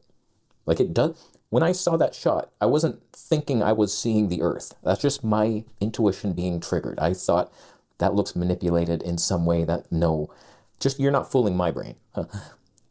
Continent sizes alone being so vastly different from the previous shows, NASA making things up as they go along. Simple comment, and I was wondering why I wasn't getting any haters replying to me. I log out, check the site, it's been removed. Oh, was that too much reality for you? You're not so honest, are you, picture boys? So like, that's bullshit. I mean, why do you have to delete a comment like that? If anything, it's gonna bring more people to your site to argue with me and you'll get more ad revenue. Like, what are you trying to hide? That's very suspicious that you want to remove these things. I'm just asking questions here. Now here's something no one thought to do. That Earth shot, the bright one, the nice one, I took that image, downloaded the original file, uploaded it to the shutter count file to find out how many pictures have been taken with that camera. The number, I don't know if this means anything, 5565. For all you number Nazis down there who are like, oh my God, that means God, we killed by it. But I was curious, and I entered those into a gematria website, and I got some strange phrases. Don't trust the devil ever, ever, ever, ever. That's a little suspicious, if I'm being honest with you. So, I don't know. Like, that can be manipulated by the people who are in control. EXIF data, that can be totally changed if you have the software, you know what you're doing. So NASA purposefully chose that sentence. And there were other sentences that came up that are pretty disturbing. When the truth is given, it is usually feared and avoided because it requires man change. So you're hiding something, are you? So we won't change the world? It will take many years for him to forgive his own government. For lying about traveling to space? It's almost as if there's a dome that a dog built and we can't get out of it. Uh-oh, your rocket. Instead of doing that against the dog's dome, it has to curve and come back down. Because you're lying. Can I just say from the deepest mysteries of my closet that I would love to be following this journey if it was true. I'd be glued to the screen. I'd be like, oh my God, we're going to the moon. For the first time, we see the dark side of the moon, and look at all the details. There's the rover. I'd be glued. I'd be subscribing to NASA's Instagram. I doubt it. I have doubts. Some footage of a guy helping an astronaut that worked at NASA, and he had this satanic tattoo. And I was like, oh my God. Apparently NASA is just a satanic cult. You know when they say the countdown, they go T minus 10, 9, 8. T minus 10, 9, 8. I was thinking, what does T minus mean? Why do they have to say that? And then it occurred to me as I was looking at the NASA name. I was like, what? Sleepy donated $2.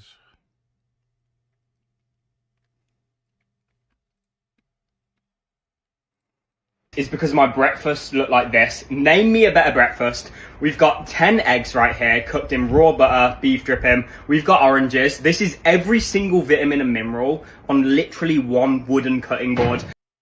It's not. And then we've got some coffee here, but it's not normal coffee, it's buttered coffee. We actually added some raw butter to it because when you add fats to the coffee, it slows down the absorption of. Wow, he looks and acts and talks like a faggot. Who'd have figured? Can this guy even bench 2 plates?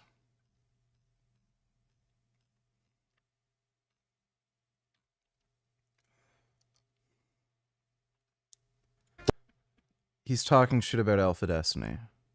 Well, of course, biasing different parts of the arms and blending everything that you need for maximum strength and size gains. If you're a beginner, don't bias certain parts of the arm. Just go in there and train. Like my best piece of advice is don't try and hit the brachialis, the long head, and the short head. Just go into the gym. Alpha Destiny is way fucking stronger than this guy. This motherfucker doesn't even post his lifting footage. Because he can't lift shit. Like, it's all arm training. So he knows if he posts his bench, he's gonna look like a fucking dipshit.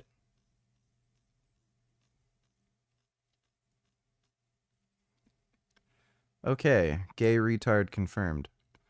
Thanks for the donation, Sleepy. What if you minused T out of that? Nasat. That doesn't make... arranging the... Satan. Oh no. Oh no. Take the T out of that and it's NASA. You're a satanic cult. So why are they doing it, you ask? I have a theory. Stick with me. This is just clickbait.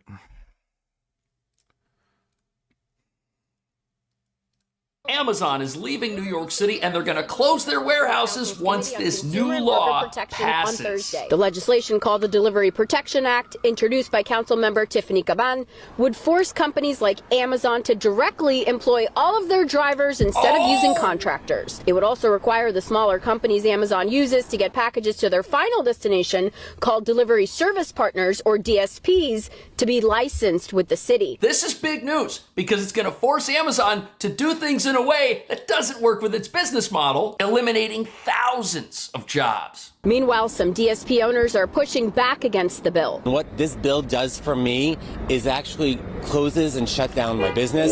It takes the 150 people that work for me and puts them out of work. That's terrible. This actually impacts everyone's life by passing this bill. While well-intended, the outcome is not good for the city. It's going to be a disaster. Employees. It's not good for the customers at the end of the day either, because it's going to slow down their packages or potentially raise the cost of getting their packages. Right. City Council says that, Amazon would be essentially forced to hire the employees that are going to lose their jobs as a result of the DSPs going away, but there is no level of certainty that they will be rehired. And so what happens first and foremost is a direct impact of the people that we've hired so far losing their job, entirely This and is then being at the terrible. mercy of being possibly maybe rehired. Amazon submitting written testimony for the hearing. The online retail giant saying in part the legislation would be threatening the small businesses that deliver to customers, putting the jobs of their more than 5,000 employees at risk, and forcing us to consider relocating.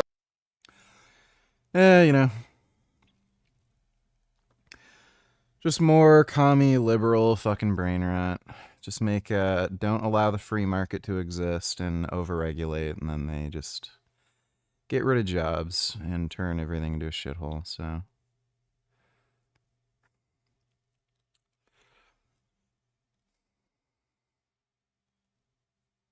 quartering cuck allegations. Maybe we'll watch that tomorrow. Such a nice cat.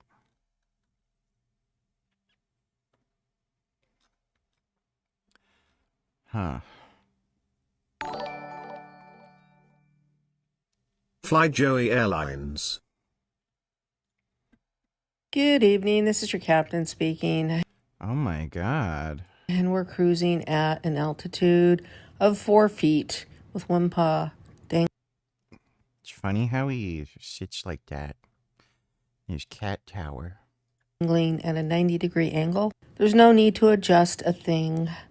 Just sit back and let your pilot, Joey, take you to your final destination. Please like and subscribe and share. And we thank you for flying Joey Airlines. Oh my god, that is so good. I want to fly Joey Airlines. That's a good Joey. And she is sentient right there. It's very sentient. Thank you for that, thee than thou. Appreciate the donation. Oh my god. I mean, there's not... Well, apparently quartering's a cuck. What a surprise. I kind of would have figured. But...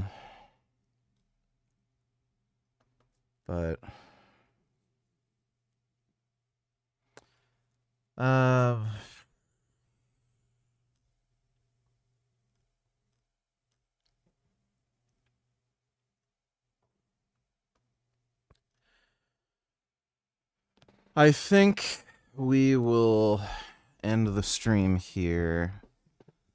I'm gonna try to get to bed and,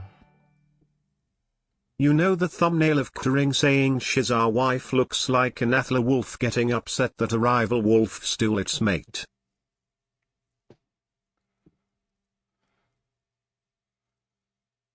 I don't know. I don't know about that. Thanks for the donation, though, Dodo. I'm not really quite sure what you're talking about. But I think I'm gonna just go to bed. I am tired, and probably good to just stay on a good, consistent sleep schedule. But I will be streaming tomorrow. So I'll see you all then. Hope you all had fun. Big thanks to everybody who donated on Streamlabs, and sweet dreams. I will see you all tomorrow.